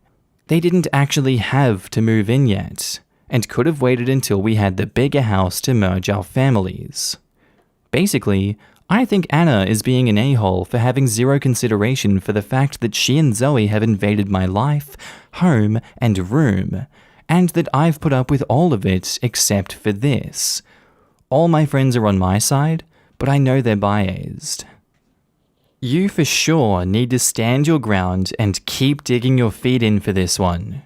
Giving Zoe what she wants isn't going to fix the core issue here, and you've done a good job being so patient and selfless with your space and time as you have during this entire thing that you're going through with them. This is another one of those first world problem situations where someone creates a problem and when they quote-unquote solve it, they find another one, rinse and repeat. If you're reading between the lines here, you'll see that the room, the walls, the bed, none of these are the real issue going on here. This 8-year-old is dealing with the loss of her grandmother and being thrown into a cramped 2-bedroom house with people she doesn't really know all of a sudden. That's a very sudden and dramatic lifestyle change, and instead of getting her the help she needs and talking through that with Zoe, they're avoiding the issue and creating drama with OP as a way to fill the void until somehow magically Zoe calms down and gets over it in one way or another, or just accepts her reality for what it is and is, sadder as a result. This is terrible parenting in action, and you're the unlucky victim of it, OP. Stand your ground, because you are not the a-hole. Now in the comments, Fat with an F says, not the a-hole. Zoe being upset might have more to do with the fact that she lost her room right after her grandmother died. She went from living in a house just with her mother and grandmother to suddenly being in a totally different place with different people. She lost more than just a room. Painting your room pink isn't going to change that. Anna spent years caring for her disabled mother and moved out a month after she died. She might have had the time to process what was happening and thus was able to move on, but Zoe is 8. You and Zoe are also at different stages in life, and this move seems to have not been very well thought out. They need to talk with Zoe to see how she's really doing. Crying for her old room is likely more about other things than just pink walls. You have to put up with a lot of change and seem to be handling it very maturely. You shouldn't be asked to give up more when they're the ones who decided to move in together before everyone was ready. Hang in there, talk to your father about your concern for Zoe, remind him you are 15 and have given up your privacy, safety. You are going to hurt yourself if you get startled and sit up in the middle of the night, and some sanity for her. You took the time to paint your room so that you could feel better. Taking that away is only trading something that made you happy for a possible band-aid for Zoe. Not the a-hole. You do have the right to keep a small sense of your old room. You sound like you understand and are trying your best to be mature about losing all of your privacy. And I'm impressed by that, especially since you are also young. But I do have an idea. Grey and pink look great together. Maybe you and your sister can take the fourth wall, and instead of the blue geometric pattern, could it be greys and pink? It might be a nice bonding thing to do together, and it would give her a sense of ownership of the room also. Then maybe you could shop for new quilts. Hers could be more pink, yours more grey. I also love your solution of the curtains. What a great way to make the room feel more like you have some privacy. Could you put them on the top bunk somehow? You definitely need a place to escape. And OP replies, I really don't want to change the wall. It legit took me 2 weeks just to finish it, but I've just thought that we could do the opposite wall the same but in pink. Thanks for the suggestion and inspiration. And yay! I'm so proud of the level of maturity and compromise that you're showing. Your dad has done a great job raising a lovely young lady, and hopefully your sister will enjoy the process. And Timely Froyo 1384 says, not the a-hole. Why would they paint a room anything if they're moving soon? That doesn't make sense and seems like a waste of time and money. I don't think they're moving soon. They're moving eventually. First, they have to find a place they can afford, then put a bid on it, wait for everything to clear, then they can move. This could take over a year. So I guess that's where I'm going to end the comments. I'd love to know what you guys think of this one down in the comments below yourself. Please share your insights.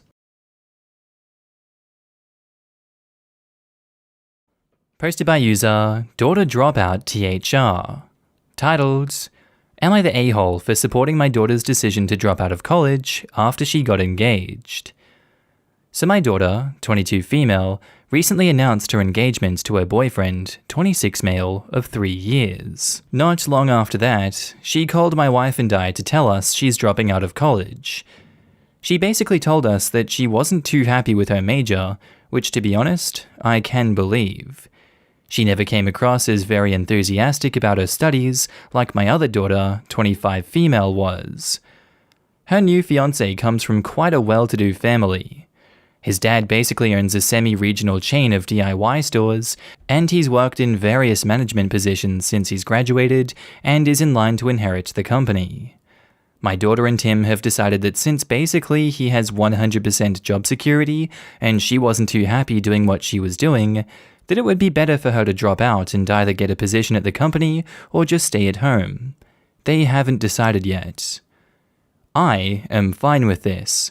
My wife not so much. She always wanted both of our daughters to be career-minded in life like she's been. She also doesn't like the fact that we have financially supported our daughter through her time in college, and she's not getting a degree now. My daughter basically told my wife that she's an adult woman now and has made her decision whether my wife likes it or not. I backed my daughter up. I told my wife she can't expect her to just be a mini-me, and the whole point of us helping her out financially was so she could be happy in life, which she had decided means taking a more traditional path. My wife is still ticked off a few days later, but I'm still standing up for her. OP has offered the following explanation for why they think they might be the a-hole. Basically, my way of dealing with the news has been to just respect my daughter's wishes because she's an adult and believes this will make her happier. My wife, on the other hand, thinks she's making a huge mistake dropping and is throwing away a lot of what she's worked for and we have supported her through, and is hurting herself in the long term. I just want to know if it's me or my wife who is responding to the news of her dropping out in the right way. I think you're responding to this one in the right way, and not your wife. She does have good intentions in the sense that she wants her daughter to succeed and be stable in life, but where that goes awry is when she places the expectation that your daughter will finish a college degree and pursue a career path. That's controlling and unacceptable behavior to demand an adult woman do that and then punish her when she decides not to. You're doing a good job supporting your daughter, OP. I'm proud you're able to be a voice of reason for her. I can't imagine she's taking that hit from her mother all too well, since I imagine she's someone that I would assume your daughter looked up to. Good job with this one, not the a-hole.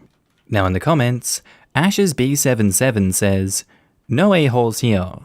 This is tough. Both sides are right. No future is ever safe. Companies go under all the time. Divorce happens. Your daughter is 22. How far away is she from finishing? If she doesn't have to work, maybe she could just slow down and finish at her own pace. I think she's likely come so far that it would be silly to stop so close, but you can't make her, and she is an adult.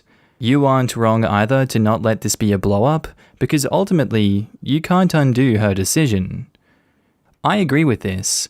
She needs to have a backup plan in case the marriage goes south. You know, like half of them do, or he becomes disabled. Exactly. I've seen stuff like this happen before. Marry into a wealthy family without a backup plan. Here's what happens if they get divorced. She doesn't control the money, he does because it's the family biz.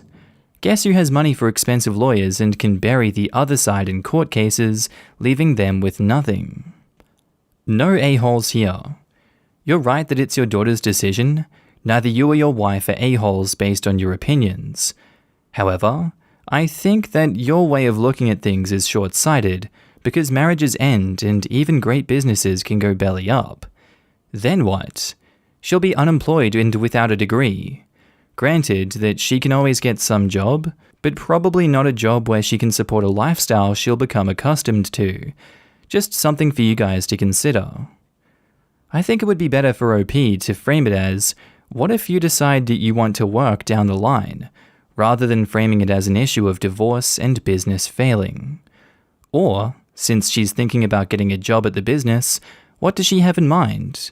Could she switch majors to something that's going to help with that plan? Like business or marketing or accounting?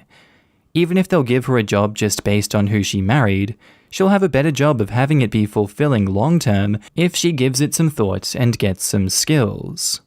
And Danny Girl XO says, "You're the a-hole. You should teach your daughters to not rely on a man.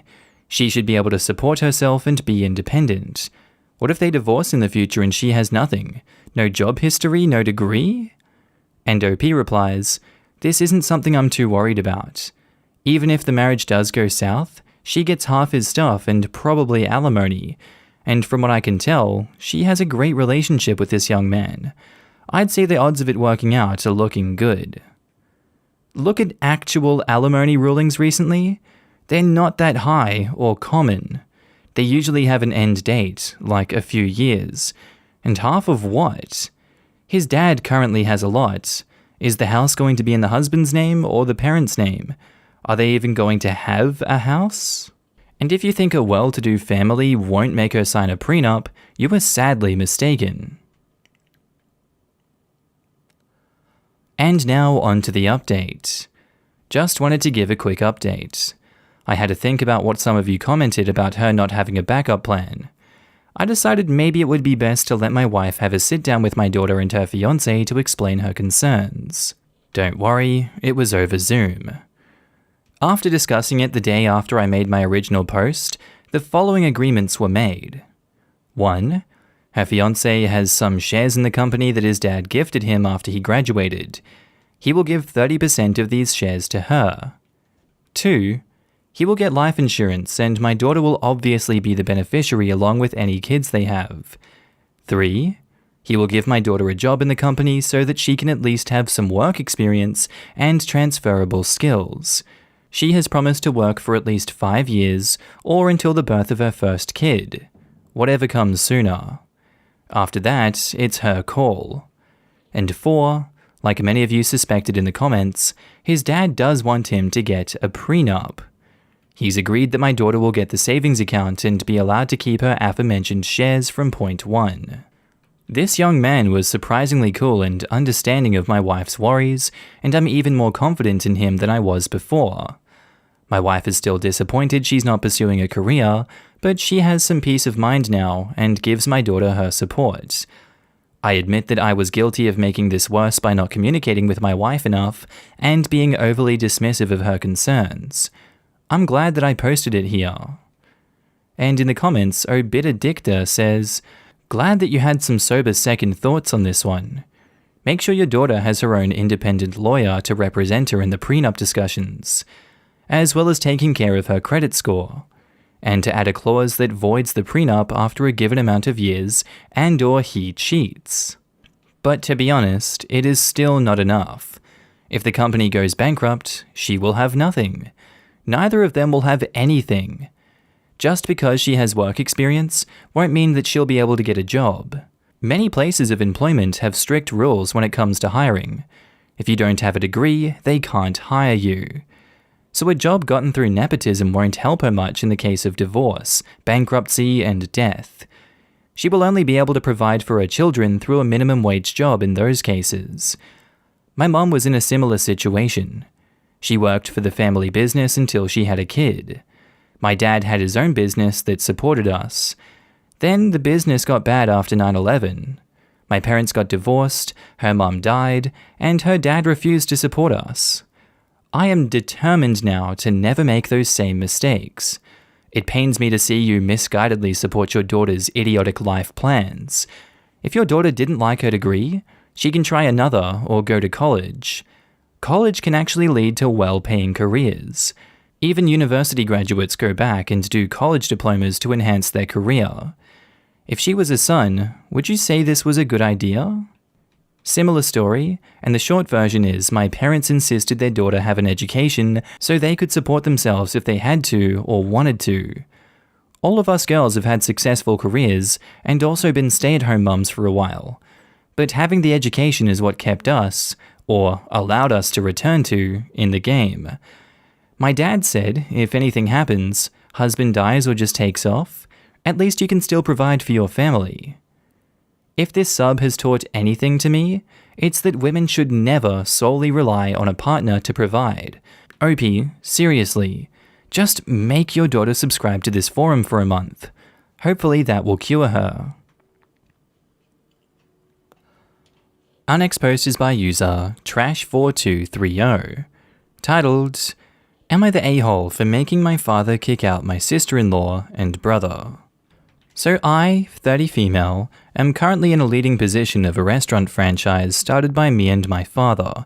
We live in an Islamic country, so me being one of the owners is very rare. I have 3 siblings, 1 brother, 29 male, and 2 sisters, twins, 13 female. The business started by me, my father, and his friend's son became extremely successful. My brother was never interested in it, but after it grew, my father provided him a position in IT department. He did his degree in software engineering. And apart from that, because we were not that well off, my father also provides every family member with a set of allowances separate from our salaries. My brother got married a year ago, and his wife also receives it. My father now plans to retire, and my sister-in-law thinks it's now my brother's turn to be the man of the house. She's been making a lot of remarks lately. We all live together, and in any normal situation, this would have been the case, but I own the business too, and have been the one putting in most of the work. I ignored her in the beginning. My mum has been asking to think about marriage as well, and as she was talking to me, my sister-in-law told me that I really should, since my father will retire and my brother will be the one in charge. So I told her these are all her delusions, since after my father, it is me who is the candidate. These are my father's wishes as well, and I already own part of the business. Upon hearing this, she became quiet, but has been making my mum turn against me. My mum was always against me working, but because of my father, she couldn't do anything. 3 days ago, my father announced that he was retiring and has decided to let me take the lead now. He acknowledged my hard work and said that I was most suited. My sister-in-law and my mother both opposed it very, very strongly. According to them, it's the birthright of my brother, the only son, to take the business. My father shut it down, but then my sister-in-law, in the moment, pointed at me and told me I was a thief and I will burn in hell, and said a lot of things. My father then told both my brother and sister to get out of his house, and if they don't leave now, my brother can say goodbye to his job and his allowance too. They left, but I've been getting messages from relatives and even my own mother about how greedy I am and for stealing something that belongs to my brother. I was very convinced in the beginning, but now actually hearing these things and knowing my religion, I think what they're saying is true, and wanted the judgment of the internet strangers to finally decide something.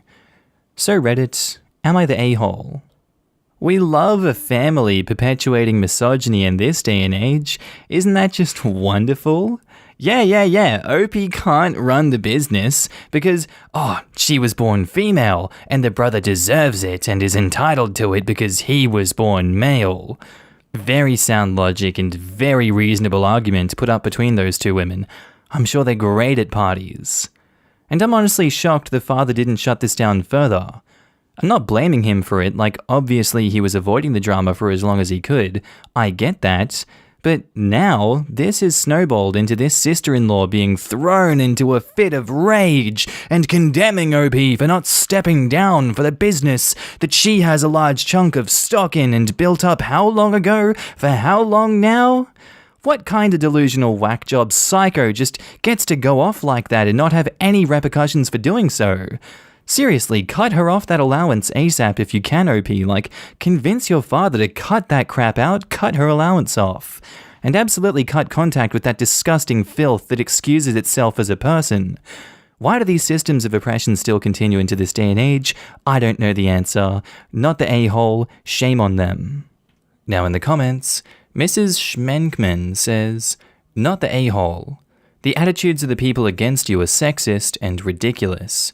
The only reason they support your brother over you is because he has a penis, and that's it. You've done nothing wrong, and have nothing to feel guilty about. Also, your father is amazing. Love him. Not the a-hole. You have every right to lead the store. Your sister-in-law is a cruel person, and will certainly have a seat saved for her in hell. You will not be joining her. You are a successful businesswoman who runs her own restaurant as a reward for your skill, hard work, and involvement in the business. Your brother has zero claim over the store whatsoever. Birthright is an arbitrary and outdated means of determining who inherits what. Rightfulness and deserving are what should dictate what is earned and given, and you have earned the right to run the business. Your brother has contributed comparatively nothing. Your mother is cruel for not taking your side. She is stuck in her old ways and should defer to the more modern and wise stance of your father. And now on to the update. So I posted to ask my judgment almost 6 months ago. At the time of writing that post, I was very emotional, and it really hurt to see my mother picking a side against me. So after a week, my brother contacted me, and he apologized for his wife's behavior. He said he didn't have the guts to tell his wife he actually doesn't want anything to do with the business.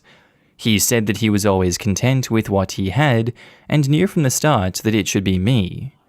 He actually saw the post, and we talked a lot, and before his marriage, we actually used to be really close, and how he wants that same relationship back. I was happy to hear that. He's my only brother, and I love him to death, but I did warn him about his wife. He just said that he's considering everything right now, and this whole incident has opened his eyes. I talked to my mum after that, and she admitted that she just wants me to get married. She always wished that for me, but I was able to make her realize that this is what actually I want to do with my life. So she's not been able to fully accept it yet, but she's getting there. As for my father, after that whole thing, he's already put everything in place and actually wanted me to take the position in front of him so that no one can contest it. I'm in a better place than I had been when I was writing my post. Thank you, Reddit, for making me realize my importance. Thank you, everyone who reached out. I cannot thank you guys enough. And in the comments, Radiant Thola 2 says, I'm glad now that things are more calm, but you should be ready to fight in the future. Your father is supporting you now, but without him, the situation will be a lot more hard. You deserve to be in charge. You created the business. Never think otherwise and don't let others control your life. Do the best for you because you're a strong woman. Probably it's not the comment you expect, but don't trust family, accept your father. Take care of yourself first. And am I the only one who is just so proud of OP's dad? Like, what a G. Especially since not only is he standing up to family in this moment, but he stood against what seemed to be many aspects of his culture and traditions from the beginning of going into business with and encouraging his daughter in this way. He was like, my baby can do whatever she wants and I am going to help her and just reinforce her every way I can. And it's not even like he's just a crazy optimist, because saying he wants to transition her in front of him shows that he is shrewd and refuses to take chances on her being the boss. This guy is awesome. Go dad. He is, but I'm also worried about what will happen when he's not alive. Her mother is still thinking she doesn't deserve it, and let's be honest, her brother is not going to get divorced. He isn't brave enough to say something different to his wife. The fight is not over. She needs to be strong and take care of her only.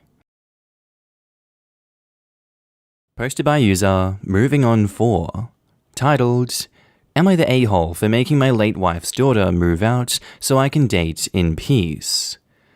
So my late wife passed away about a year ago. We were together 10 years, but not married, until she became sick about a year before that. She has a daughter, Beth, who is 19 years old.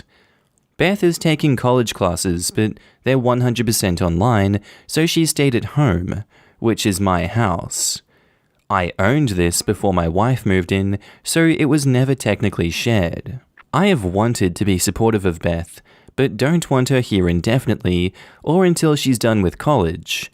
That's 3 more years, and it makes dating super awkward. I had a lady friend over after a dinner date last week, and she was snarky towards her, and later told me that I'm moving on too fast. I tried to have an honest talk about being ready to move on and date others, but she kept calling me an a-hole. I'm just ready to move on with my life, but her presence is making that difficult.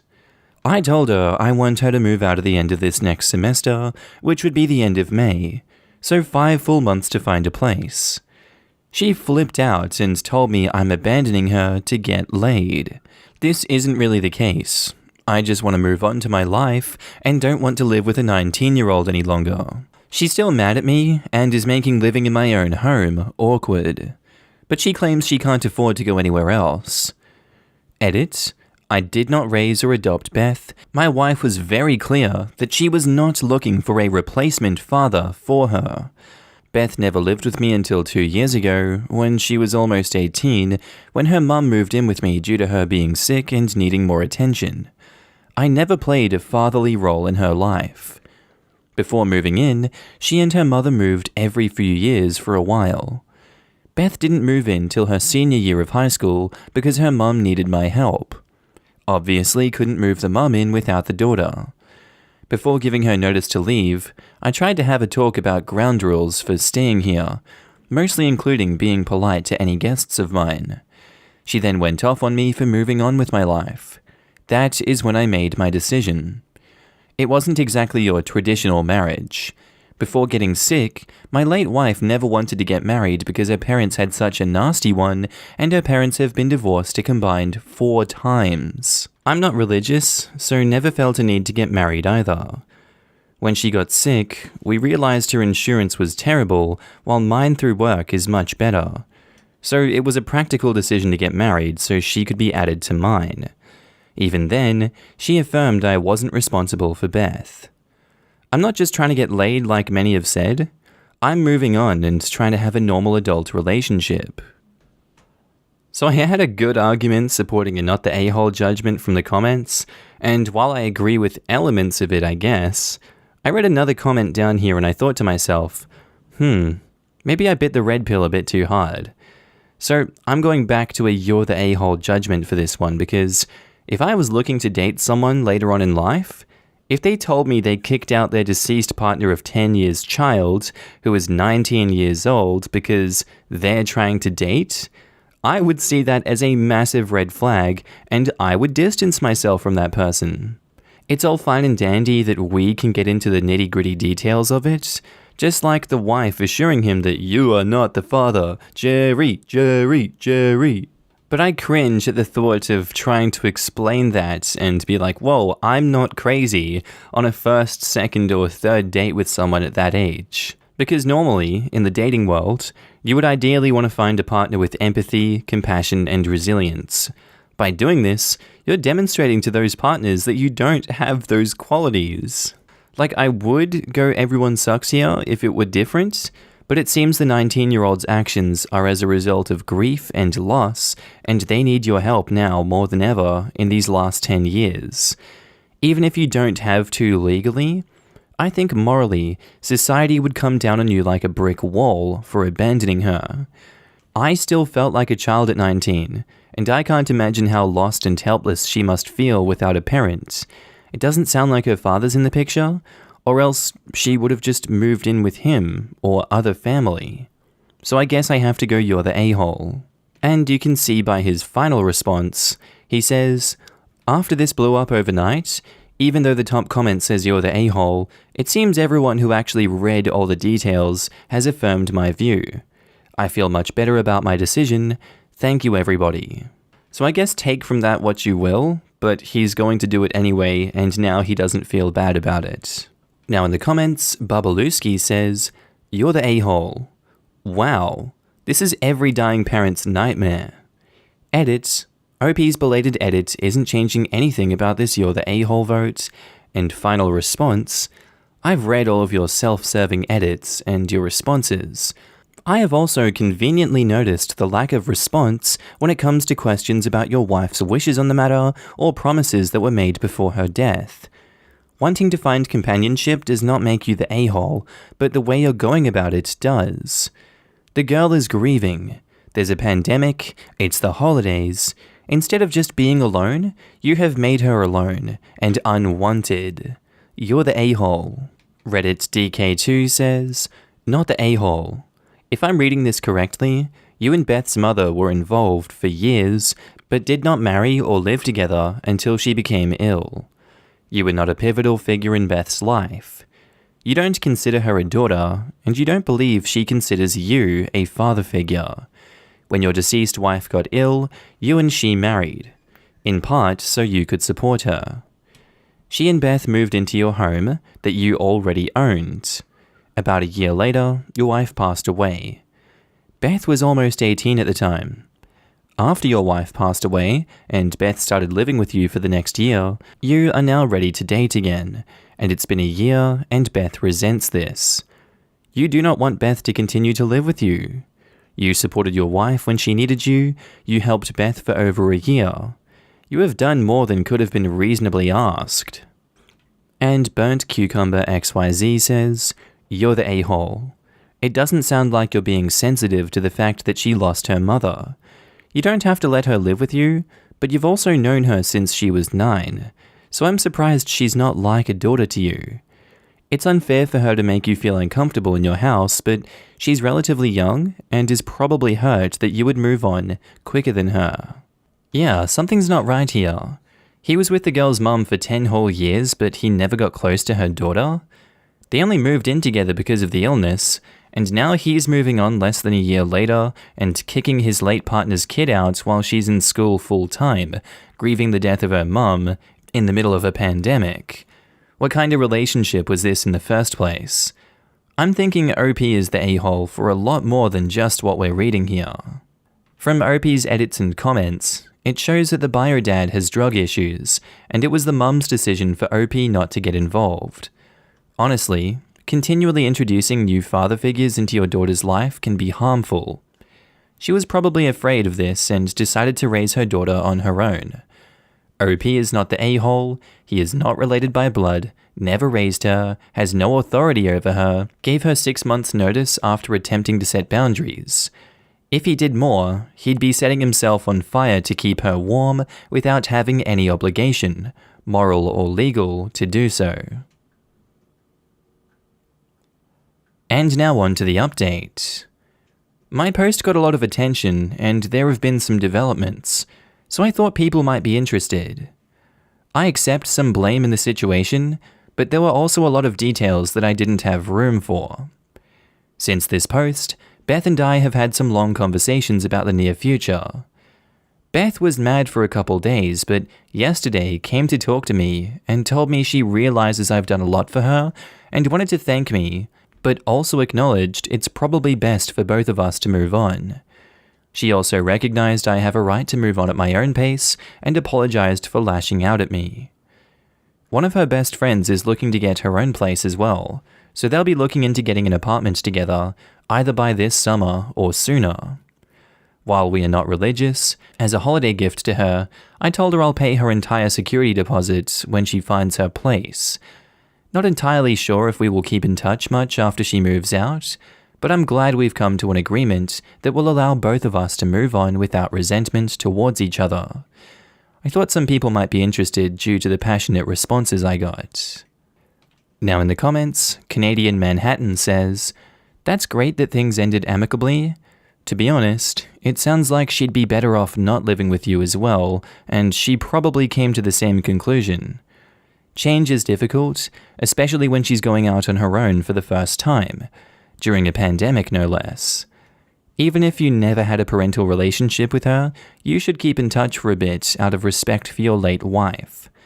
Tell her that you'll be reaching out occasionally to make sure that she's adjusting and that things are going smoothly for her." While he did mention in the other post that he never had a fatherly role in her life, it might be helpful for both of them to stay in contact. They are two people who both lost someone they cared about deeply, and having the two people who probably knew OP's wife best get together every so often would be a good way to honor her memory. If I was her, I'm not sure I'd want to stay in touch with him. Me neither. I feel desperately sorry for her. I lost my mum at a similar age and was a wreck. Something like this would have made me feel completely unwanted. This post struck a chord with me. I was in the exact situation as a 20-year-old when my mum died. My stepdad never adopted me, and when my mum passed, he remarried within the year.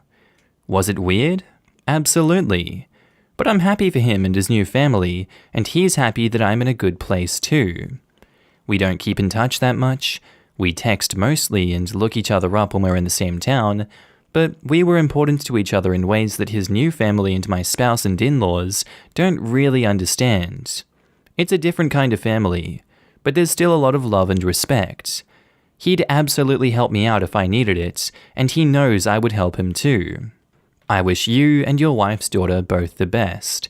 That love for your wife and her mother will carry on, and you'll always be important to each other in some way." For context, in the original post, people unanimously said you're the a-hole. OP kept editing the story until people started saying not the a-hole. Take that for what you will. If we got the daughter's side of the story, it would likely be something completely different. I'm glad she has gotten out of this situation regardless of what is actually true in what OP has said.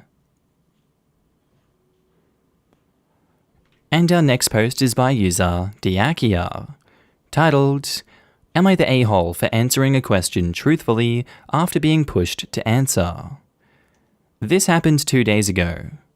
I have a new girlfriend of about a month, and so far things have been amazing.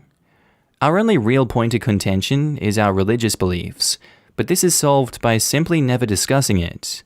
She's a Christian, solely beliefs-wise. She does not attend church or practice in general, and I'm an agnostic towards the idea of a higher power, but reject the Christian idea of God. For some context, I listen to a lot of Norwegian black metal, and as some of you might know, a big part of the scene's history involves burning of churches and a general disdain towards Christianity. We were laying in bed, and she asked me about why I listened to that kind of music and whether I agreed with the beliefs of the artists. I declined to answer out of respect for her beliefs, but she pushed and pushed until I eventually gave in. The general issue these artists have with Christianity is the way that it came into Norway and steamrolled over their traditional pagan beliefs, and they feel caused the loss of heritage and culture. And I explained this to her, and that in some regards I do agree with this, and elaborated that I hate the way Christianity is just a mishmash of stolen ideas and beliefs, and throughout history has replaced many equally valid beliefs and religions. She ended up crying and telling me I should watch my mouth around her, and called me an a-hole, and I ended up feeling really awful. However, I also feel like I was just providing an answer to a question that I made it clear I didn't want to answer in the first place. So, am I the a-hole? Well, she got a logical answer from you that wasn't emotionally charged.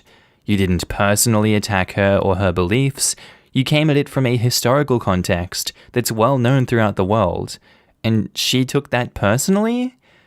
Like, that's not even me saying a Ben Shapiro, facts don't care about your feelings kind of thing, in which overly blunt people use to hide their a-hole beliefs. I genuinely believe she's overreacting to an answer that she pressured out of OP. Surely she knew the answer was going to upset her in some capacity, and she chose to go in unprepared for that answer. If you can't be intimate and open about your worldview with your partner and accept that for what it is, why are you together?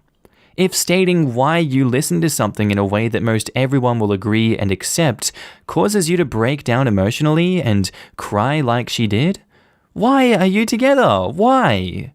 Either talk this out and fix the issue, or agree to disagree and just have it at that. But either way, I'm going not the a-hole for this OP.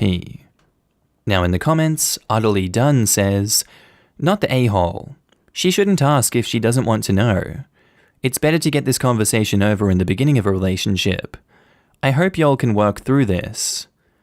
It is also the historically accurate answer. You can still believe in a religion and acknowledge it has done things wrong, like the Inquisition, if she wants to remain ignorant. Right? It's not like he talked crap about her religion. He told her what really happened, and a lot of it was really crappy and probably way worse than what he even brought up. Exactly this. Christianity is pretty famously an oppressive religion. It was forced upon every corner of the globe that it could sink its teeth into. During colonial times, it was mandated that slaves must take on the religion, despite there being traditional African religions, which have now all but been forgotten. Whilst I wouldn't personally advocate for the burning of churches, that is entirely a personal view. I couldn't really bash anyone for wanting to burn down the establishment that has robbed so many of their rights. See women for a prime example of how Christianity has served white men for thousands of years, and kept women subservient to their man. Marital R-word allowed by the Bible. Women expected to bear endless children, women must obey their husbands, women must not speak when men are speaking, etc. Anyway, on second thoughts, maybe a bit of church burning doesn't sound so bad. Not the a-hole. It's not your fault she didn't like the honest answer you provided, after she was repeatedly told that she would be offended. If she is this upset over just your music choices because it violates her religious principles, then you'll need to have a serious talk before this goes any further. And OP replies, the music choices aren't really the issue. I actually am in a black metal band, and she is very supportive. She wasn't asking me about the music because she doesn't like that I listen to it. She was just interested in whether I agreed with them ideologically or simply enjoyed the music. But yes, I agree that I think I need to talk with her about how serious she takes her beliefs. Part of why I was so honest was because I figured that because she doesn't practice, that she doesn't take it seriously and wouldn't be offended. OP, there are certain areas in a relationship that are no one's fault, deal breakers, and religion is one of them. Avoiding the topic will only make something that is a deal breaker painful. Differing religions or ideological beliefs is a big compatibility factor. So is ideals about marriage, children, sexual orientation and attraction, etc., etc. These things should not be avoided in conversation.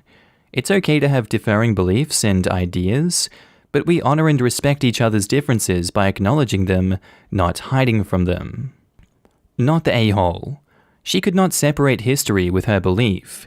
You were referring to the history and construction of Christianity, and she rejected it because she doesn't accept that side of her faith, and that Christianity isn't seen through the same lens by everyone.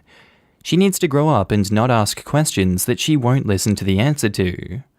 This is the best answer.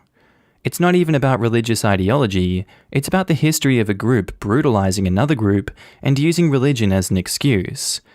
Christians should be ashamed of those parts of history, especially since they run counter to the teachings of Jesus. How can they do better if they ignore the past? And now on to the update. So a while back I made a post about a situation where my girlfriend got upset about my answer to a question regarding her religious beliefs and black metal. Most of you said that I was in the right and that she shouldn't have pushed for an answer.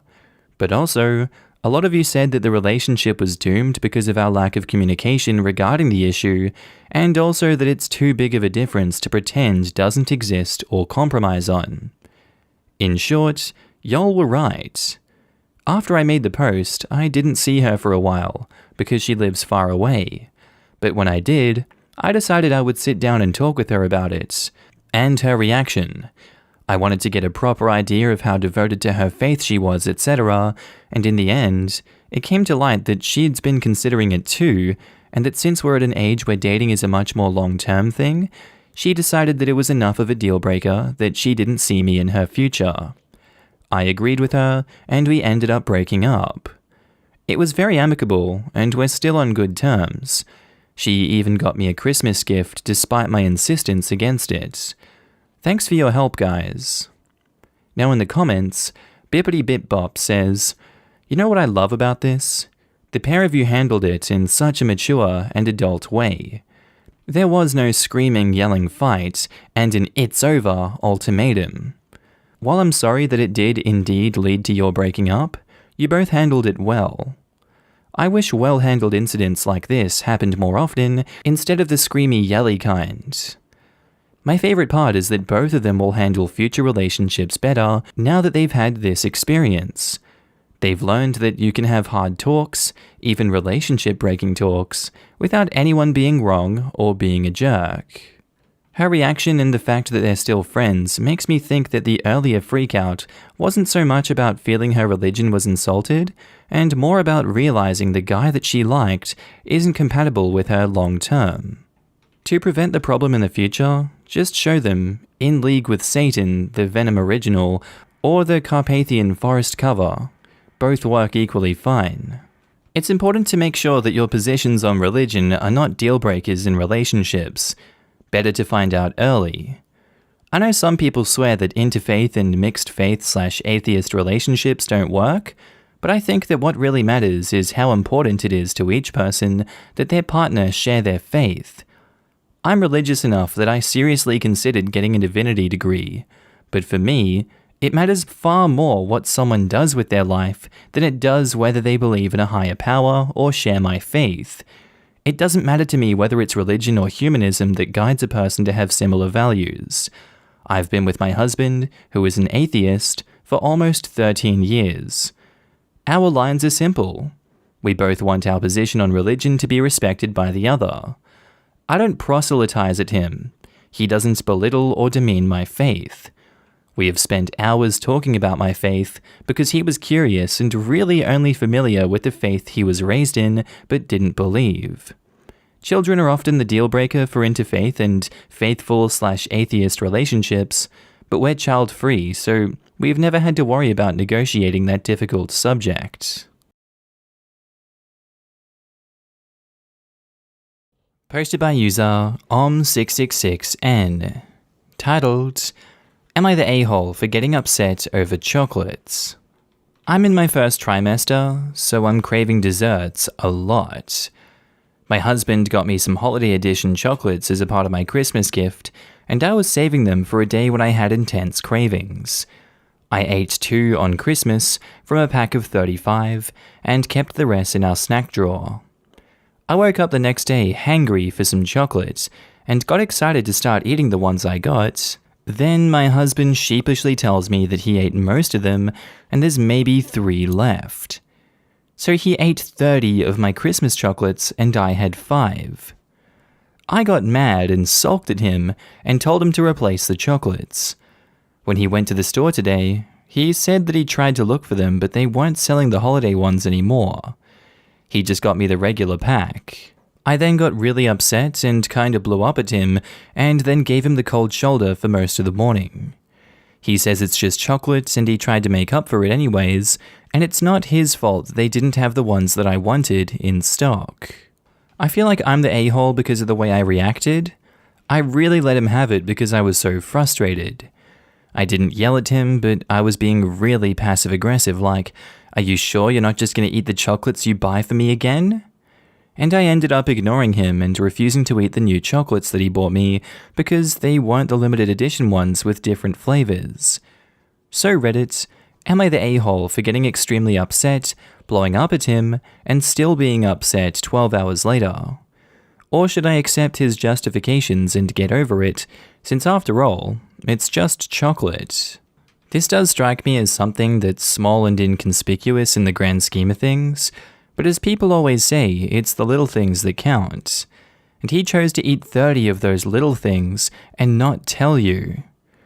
Combined with pregnancy hormones and your cravings, you are definitely not going to react in a way that someone without all that going on would. I don't think that reaction was over the top either. It's somewhat expected that you would be silly about something like, "Damn, can I really trust you? You sure you're not going to eat the next packet too? You bloody meanie?" So yeah, I'd say that you're justified, and he definitely did the wrong thing here. He needs to make up for his mistake, not the a-hole. Now in the comments, CatMick14 says, "Not the a-hole. Your husband ate 30 of the 35 chocolates that he specifically got for you, his pregnant hormonal chocolate-craving wife, and he thought that was fine? It's not his fault that they didn't have the holiday ones anymore, but it is his effing fault that he ate your chocolate. He's absolutely the a-hole here. And it was part of her Christmas present. It wasn't even like he just picked up some extra chocolates while grocery shopping with her in mind. It was literally his gift. He ate like 95% of her gift. It was a gift for him. How can he not control himself? Like, why even eat one? Especially without asking and seeing that there's only 2 missing. Not the a-hole. Your husband didn't even take responsibility for his childish inability to control his impulse to eat your Christmas present. You're not mad at the store for being out of a seasonal item, you're mad at your husband for eating your chocolates, and rightfully so. How does pregnant hormonal OP with crazy pregnant woman cravings have better self-control than her husband? Ridiculous. It's actually quite easy sometimes. It's even easier if it's not your first baby. I'm 2 days away from having my third, and I have more self-control than my husband. I generally have more self-control when it's something I really, really want and crave, and it's not an everyday staple. It's definitely an internal battle of, I really want to eat all the chocolates now, but I also know I'm going to really want some chocolate tomorrow. And not the a-hole. You don't steal a gift you've given someone, and you certainly don't steal food from a pregnant woman. He's the a-hole. And now on to the update. So I wasn't expecting the post to blow up, and I couldn't reply to everyone. Thank you for your opinions, even the ones calling me an a-hole. I wanted to update with the end of this whole thing. Husband realized most of my reaction was pregnancy hormones, and the anger was not unjustified. I told him why I was upset about the chocolates, and that I was even more upset I had to keep emphasizing to ask before eating my food. He understood and said he didn't mean to hurt my feelings. I genuinely believe he wasn't being malicious, and he had already ordered 2 packs of the holiday chocolates online. They're not chocolate bars, by the way. They were Mercy chocolates, so it would have been easier for him to eat 30 in a night. Because I know how he is, it's best for me to just put a sticky note on my snacks moving forward. He's promised to always ask now he's seen exactly how upset I can get over just some chocolates, but just in case, I'll do this. Not the best, since he shouldn't be taking them without permission anyways, but it'll help avoid some pain. There were a lot of comments concerned about my husband's eating habits. I totally understand and am tracking the situation. Trigger warning for eating disorders. I used to have bulimia. This pregnancy has triggered a lot of that, which is also why it's harder for me to get a grip of my emotions. My husband is in the army and has been upset at himself for the past year about his weight gain and how he's losing his physical strength compared to when he enlisted. I've been supporting him, but he does get hard on himself when it gets to junk food. He has a massive sweet tooth. He sees a nutritionist and dietitian on base who is tracking his food intake and exercises. I do monitor what he does, because he does do some worrying things like count calories. When I say highly restrictive, I mean he usually eats meat, veg, small carbs, and doesn't allow himself treats other than fruits. Next, no, we're not getting a divorce. Sorry, Reddit. We were both a-holes in our own right, but we talked it out. I know I have issues with my anger outside of being pregnant too, but I'm seeing someone to get a better grip on things. And lastly, I don't appreciate when someone tells me I will not be a good mother or tries to tell me how to parent. I got caught up in my emotions, yes, but that does not mean I'll be a bad mother. After posting that, I had an appointment and was told that I had a high chance of miscarrying again. So seeing those comments and some of the horrible messages I've gotten have hurt. Sure, stuff on Reddit is anonymous, but if you have nothing nice to say, just don't say it. That's really all. My husband isn't some selfish, gaslighting monster. He just made a stupid mistake, and I reacted.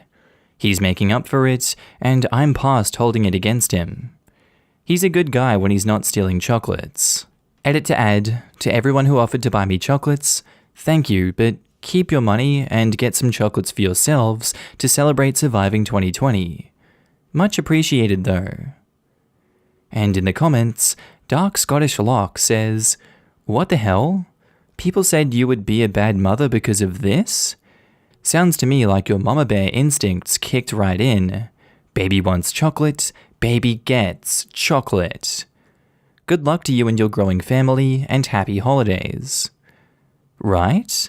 I'm 6 months pregnant and bawled my eyes out over cookies today, like cried for 20 minutes. Guess I'm gonna be in the same terrible mother boat.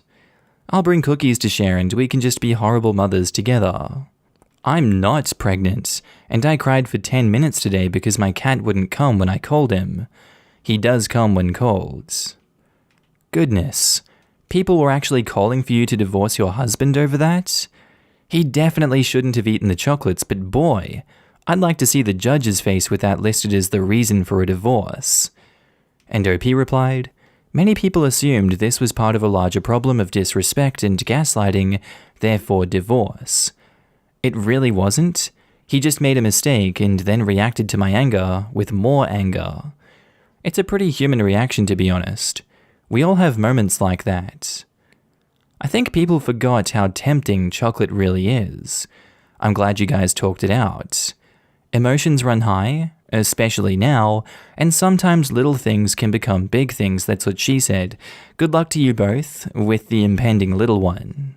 And Saint Elvis says, he shouldn't be taking them without permission anyways. No, he shouldn't. I'm full shake my head at all these steps that you're taking to get him to comply with this most minimal of requests. He understood and said he didn't mean to hurt my feelings, and I genuinely believe he wasn't being malicious. Honestly, malicious might be easier for you to deal with than this kind of adrift cluelessness. And OP replies, "I know, and it's really something he should already be doing. Trust me, I've given him a lot of crap about that. The sticky note is for my own peace of mind, so now I can be 100% sure he won't snack on my snacks again, and I can sleep tight knowing my chocolates are safe." Honestly, my husband is never malicious, but he probably would have eaten all of my chocolates too if I didn't hide them. He has a massive sweet tooth, a hard time controlling his intake, and is usually not possessive over food in general.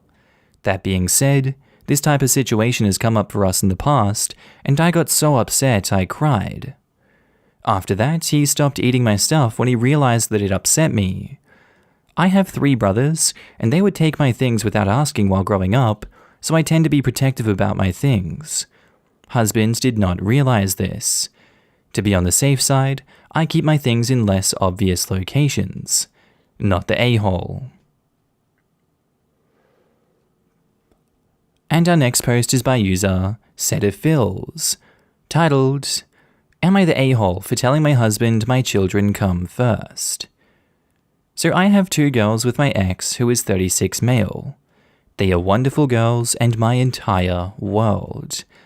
However, they live with my ex full-time while I get every other weekend and some holidays. Now, my ex was just offered a job, and it's a really good job, and I'm happy for him. However, it's in another state, and I'm pretty sure he's going to take it because it's his home state where all his family is.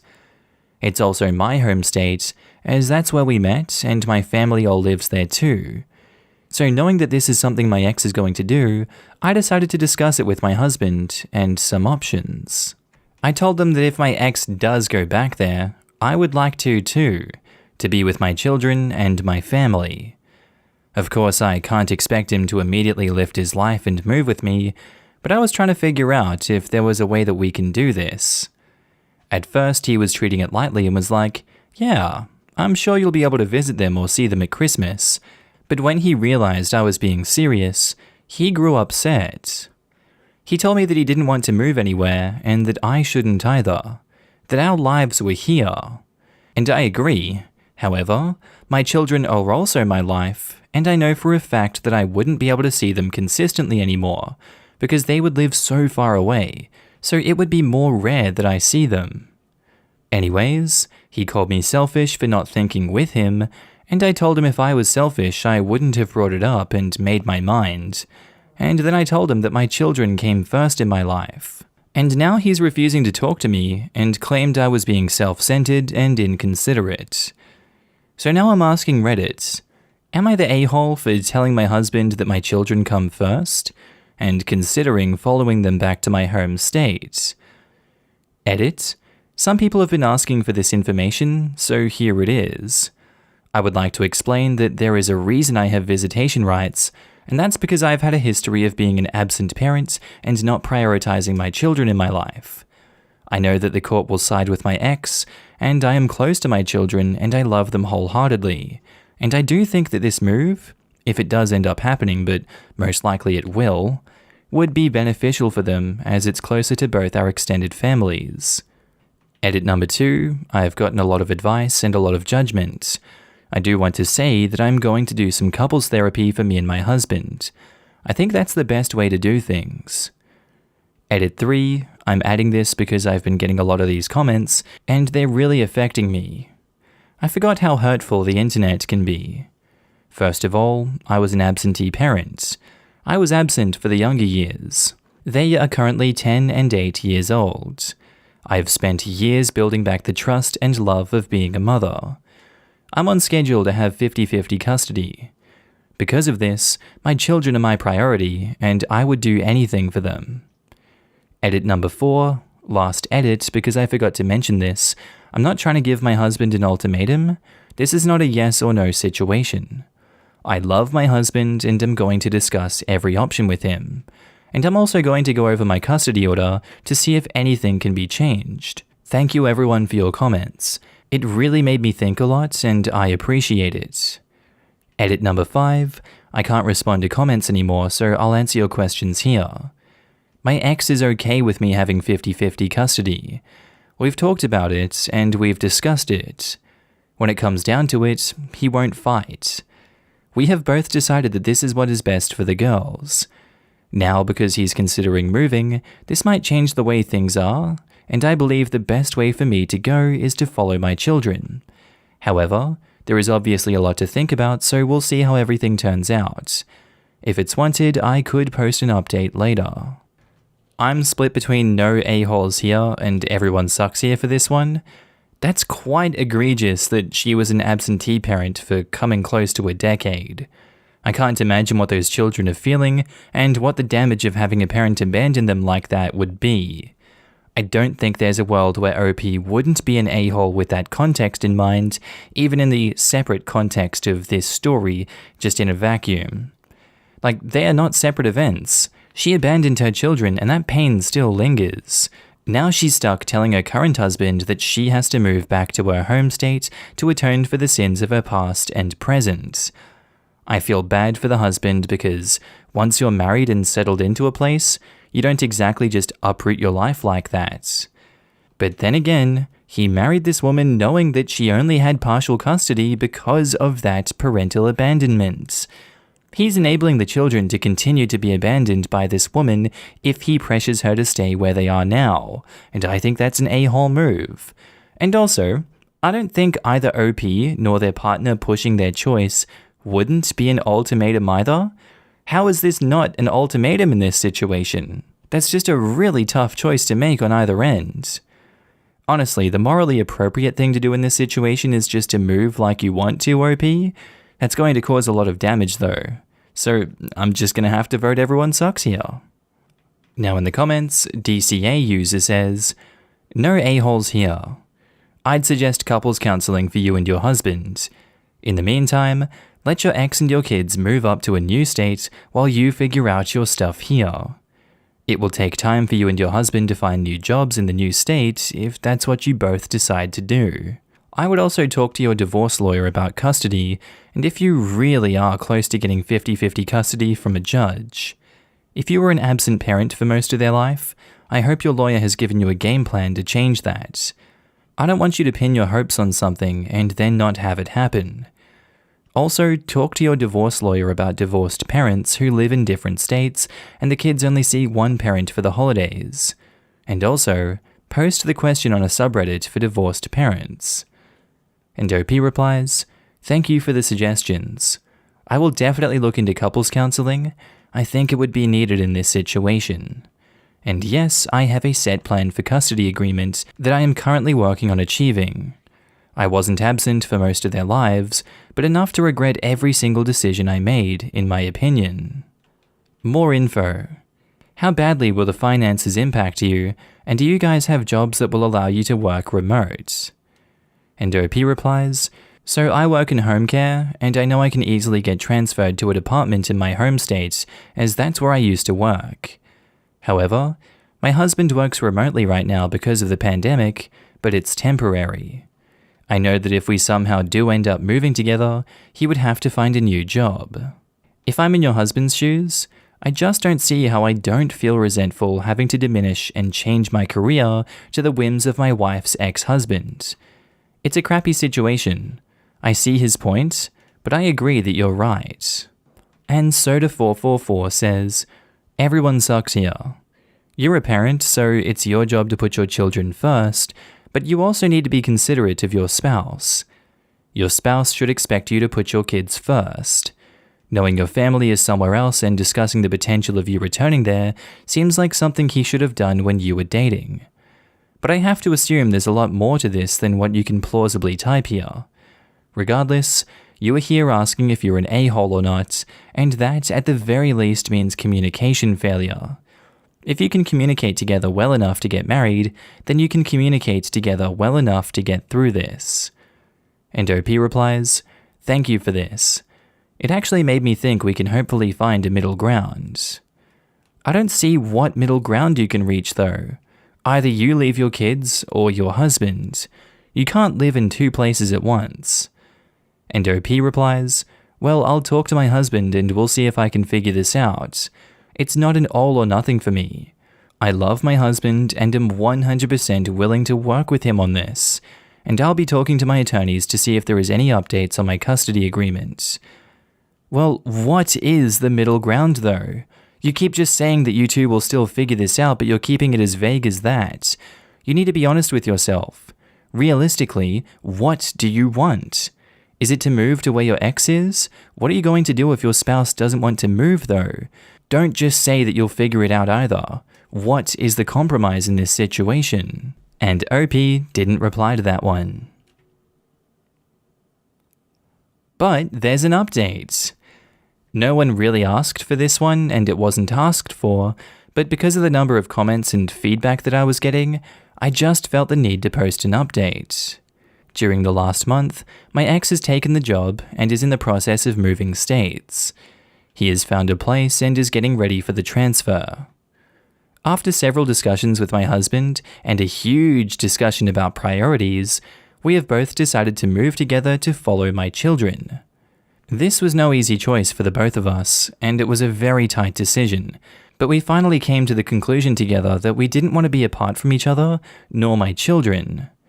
Since my husband works remotely, he will be keeping his job for now, but is already seeking a new one in the States. I have already contacted my previous employer and am in the talks for a job as well. We will be staying with a family relative until we find a place of our own.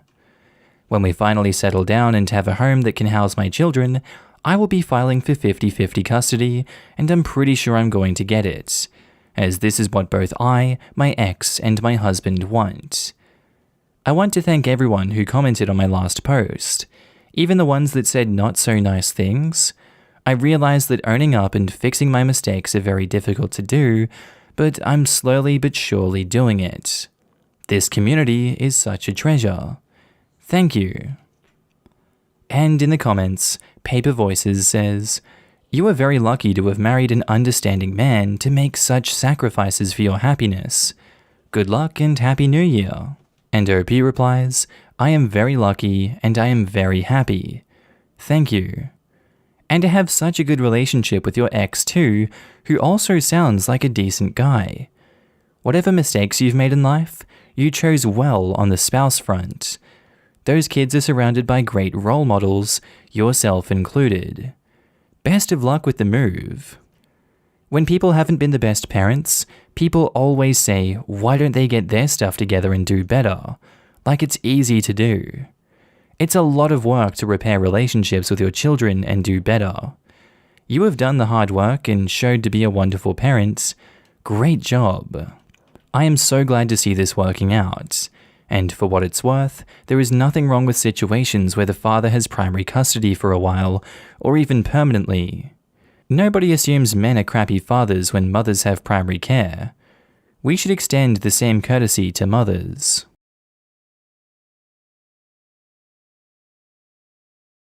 Alright guys, I think that's where I'm going to end today's video.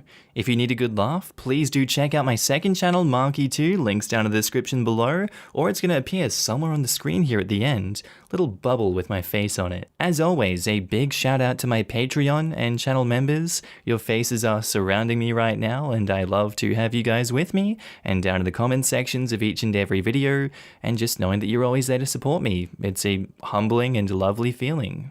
And rest assured, I do see you, and I do notice your support, and I thank you every day for being here and helping me along this journey. Not much else to say besides that, guys. Thank you for sticking around to the end of the video.